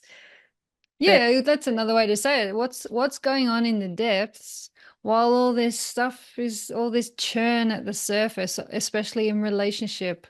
mm, What's actually going on in the depths? Yeah. yeah. And just to take note of that, because that feels like really what's happening. What's happening, like, and it's like all these things are trying to capture our attention, like, especially like Aries, like, oh my God, like how much did Aries try and capture our attention? Of course Aries would do that, that's Aries. Like that's what it does. Like it's the initial cardinal spark. It sort of shows up. It's like, wow, look at that. But really, Mm. what's actually happening with Scorpio? And it feels like, it feels like the media and, everything out there in social media or whatever, trying to bide for our attention. But what's actually happening in the internal realms of our watery depths to really see what is at the tap root of it all, and to see that. So, to end this month on the 31st of October, which is traditionally Halloween for you in the Northern Hemisphere, Samhain. And for us, it's traditional Beltane, which is high spring. So this is starting that portal of that death and birth portal, which I do love Beltane. A high spring and the letting go of the deep autumn before moving into the solstice period. So yeah, I think pay attention to what this opposition, Uranus, revolution and sudden shifts and changes, and technology. Opposite Mercury, who's also, communication and realms. It'd be interesting to see. I wonder if there will be some news come out about what actually did happen at that first square of the internet outage. Don't know. Mm. Something The unveiling. other interesting thing I was just noticing then, this was from back 31st of May when Mercury was conjunct Uranus. So Mm. fully back to the beginning of this particular fairly fast moving cycle, like Yvonne said. One of the top headlines from the New York Times was Trump convicted on all counts to become America's first felon president. Oh. And I'm just kind of struck by that as a Uranian kind of shock, and how much that has happened on the back of lots of different storytelling forces, Mercury, Mm. whether it's Trump's own storytelling approach or what the media has done with Trump. And we know the American election's coming up basically in this window of now Mercury opposite Uranus. So it would be fascinating to see. Not that anyone wants to be fixated on the American election, but we know that there's been a lot of stirring around that, and that America itself, its people, has been stirred by the Mm. reappearance of Trump. And yeah. And also that, like you were saying earlier, Gaza and Yep. Israel have been part of this Uranus Mercury Yeah. dance as well. So And the yeah, just be Mars and Pluto dance as well. Like I remember in mm, the closing square last year of Mars and Pluto, that really kicked off the violence in Gaza. And I think Becky and I have been tracking Mars and Pluto, and it seems to be heightened around those, major harsh aspects. And now we have them both here at the same time. mm, um yeah, how interesting, right? Like to end the month going into November, because from here we have another water Grand Trine um of forming course. here, of course. So again, this is a signal that we've learned over over this month, that whenever there's a water Grand Trine, that there's something to follow or something just beforehand that could be quite rattling. But this one's between Mercury here, um Neptune and Mars, which is forming, yeah, an opposition to Pluto at the same time, but also Mercury's forming an opposition to Uranus. Yeah, Mm. goodness. So in this case, now you have some of the main players of the crunchy aspects also involved in what you have been languaging as kind of the balm or Mm. the soothing aspect. Yeah, I just kind of like can't land what that might I feel can't like. even do that either. But isn't that the work? It Like is the word. integrating these seemingly impossible polarities. Yeah. That's the freaking work. And here we are at the end of the month under the balsamic moon. Hmm. Maybe it's possible. Maybe a bit more of this is possible than has ever been possible before, just because that's the nature of life. Yeah. Yeah. Yeah, and the moon in this one is opposite Chiron as well. Like, so Mm. so yeah, it's interesting of all these energies that we've been talking through about the month of October.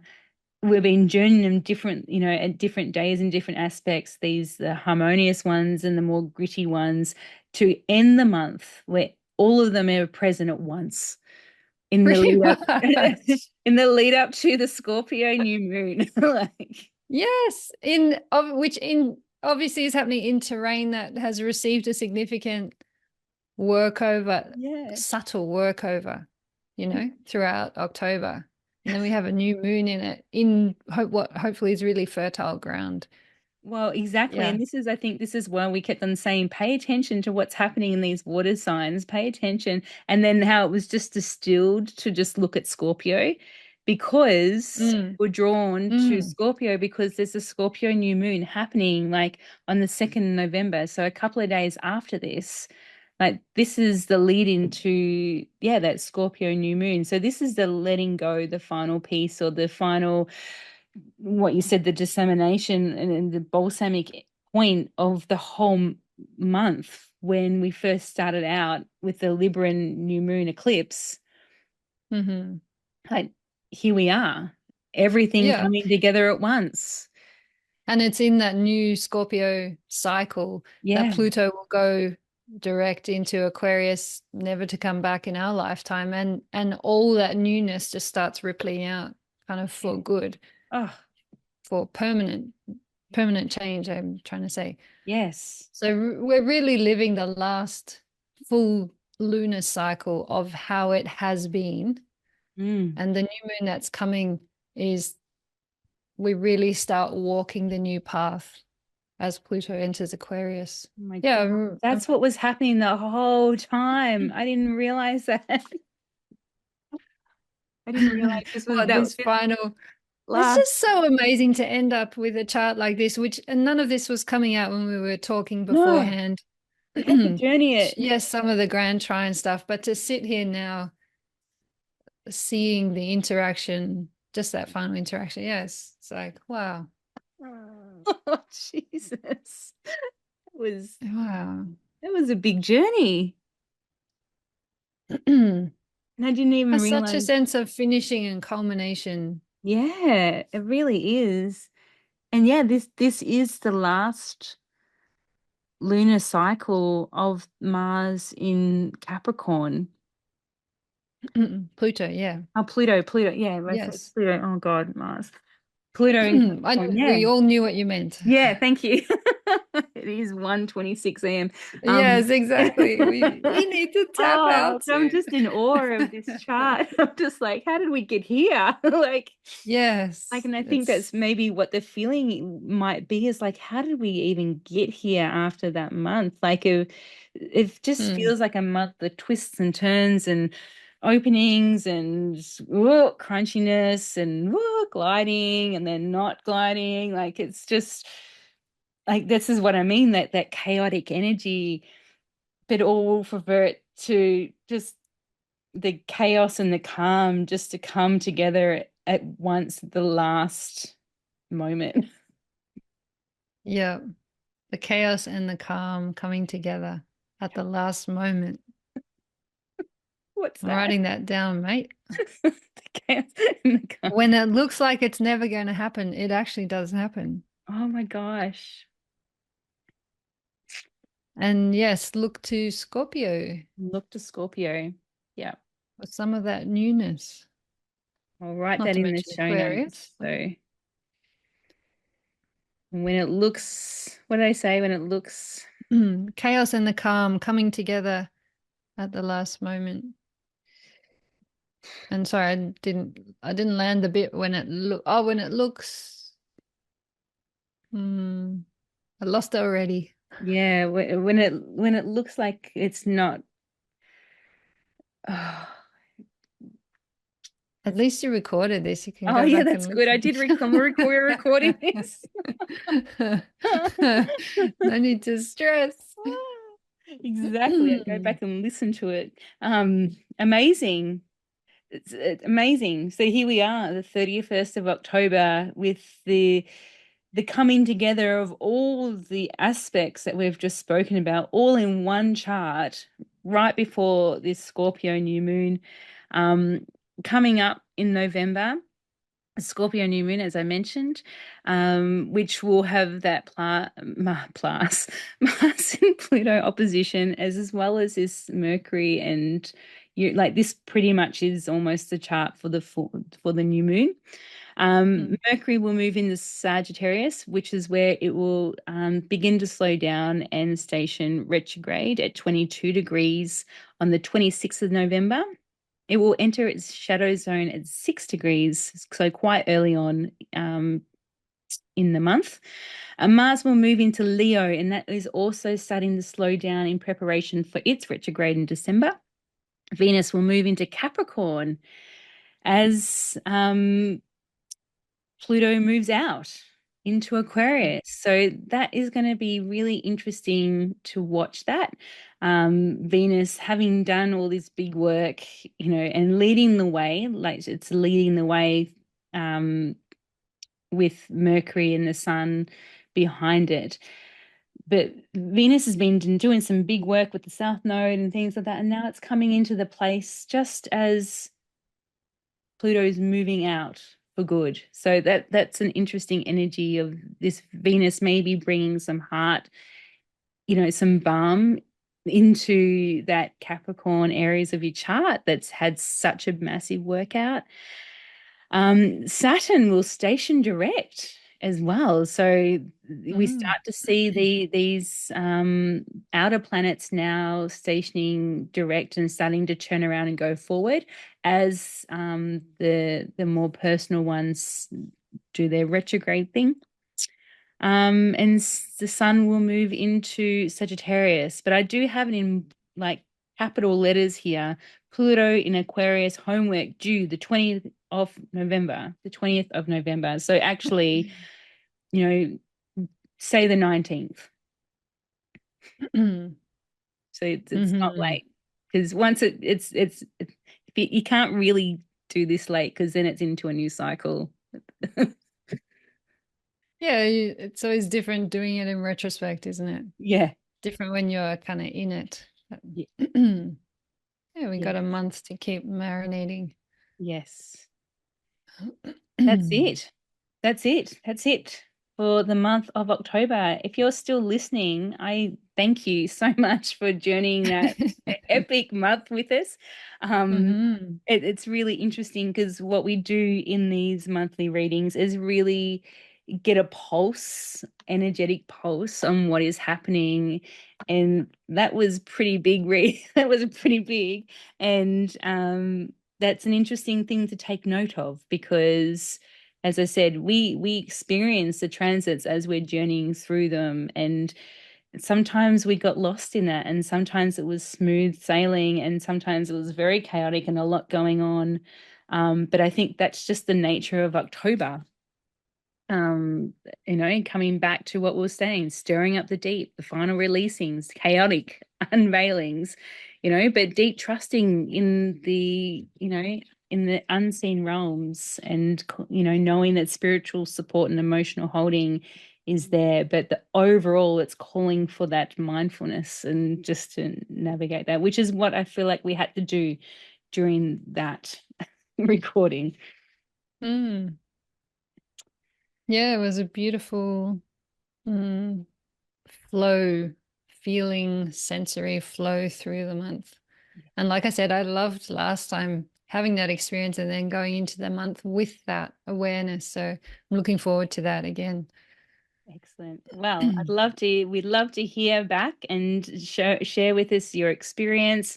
I mean, astrology really comes alive when we learn of each other, the embodiment of the transits, and that's when it really comes into life, and that's when it becomes really tangible, and that's how we learn. That's how we learn this work, is by actually the lived experience of the stars. So please, we'd love for you to comment and share your experiences as the month goes in. As I mentioned, you can jump on our Patreon. As I said, we have the worksheets that are there. There's more homework. There's more homework, but really, it's a part of that embodiment. Awesome, yeah. Homework of the stars. And also, Becky will start doing the electional charts again for our paid members, which is very exciting. And yeah, if you're listening to this on YouTube, please like or share, maybe do both, and hopefully I can get this up on Apple Podcasts and Spotify as well. Grace, what is happening for you in the month of October and beyond? Where can we find Awesome. you? What's happening? Yes, I guess I'm always at priestessyourlife.com, and in general, I try and send out astro information that's at least customized to your houses. So sign up for that if you want emails at the new and full moon that um, help you just land the new and full moons on your chart for you personally. What I'm gestating at the moment is a kind of end of year, beginning of the year, some kind of process or cocoon or ceremony, but really, maybe it would be like maybe an online course or a set of videos or something like that to send us into 2025 with some of this mindfulness. So that's still in the works. I hope I can bring that together. And also, yes, something else gestating around 0 to 7 degrees of our natal chart, just really looking at that, looking at some of the timings that are coming through in 2025 and 2026, and how can we build a body of knowledge of what life is asking of us in that arena, so that when we receive this influx of energy to that part, we can really harness it, and make the most of the whole new set of aspects that are happening. So that also is in the works. So really all I can say right now is sign up if you want to hear more. I will definitely send that out on my on my email list. That's my main way. Yeah. But yeah, thanks again for this opportunity to be here, and yeah, sending love to Becky, big shoes to fill. But it's been fun to at least half fill them and have a taste of this space. So thanks again. It has been an absolute honor to have you here. I've just loved every moment and working with you again. It's been amazing. We'll put your links and stuff in the show notes so people can get Awesome. access to you, and also in all the social media stuff as well that will go out with all your links. Thank So you. yeah, oh, absolutely. As I said, it's a deep, deep honor to be working with you in this way. I'm very excited, and I feel maybe, some of those sextile energies are working their way here of who knows what will come of this. It's very, very Mm. exciting. I'm excited. I already have some ideas. Um, bubbling away in the background in the Scorpionics fifth house of mine. So good. Oh, awesome. Oh, What's yeah. coming up for me is, well, the Temple of New Wheat study group. The Patreon is now set up finally.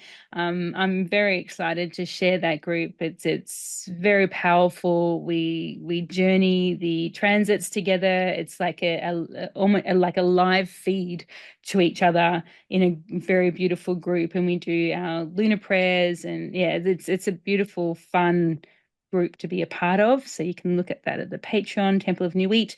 Um, the Wild Earth Magic Wilderness Immersion is still happening late October, so you can still sign up to that. That's happening in Western Victoria, which is a 10-day immersion sitting with country and yourself and the land and being with community of sisters next to some epic water. And it is just, I can't wait. I'm so excited. I can't wait. And I'm just feeling that with that 31st, like that's when the women get back from their wilderness solo, and it'd be like, Mm. oh, everybody's back, and all the integration, all the stories, like I can feel that in that. That's really fun. Mm. Um, and what else? Oh, the Temple of Inanna. So the Invoking Inanna journey through the underworld. We will start again in January 2025, and we'll start advertising for that very, very soon. Already like this, so we're doing two journeys at once at the moment, and they're so aligned with the astrology. Like you just cannot make it up. Like we are, no matter how much we try to plan this earlier start this year, we ended up starting later than normal, which coincided with our gate 7 happening on this eclipse. Like you just cannot make it up. Like it's just like that's just how it was meant to be.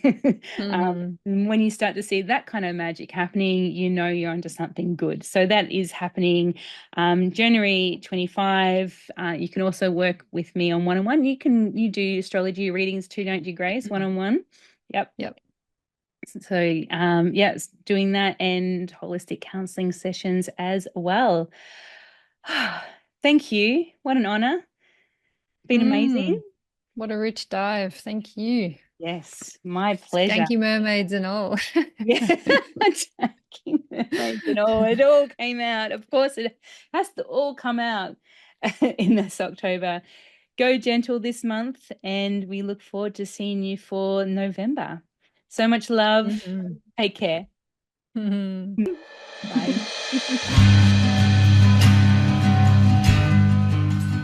Thank you for listening to The Sentient Sky.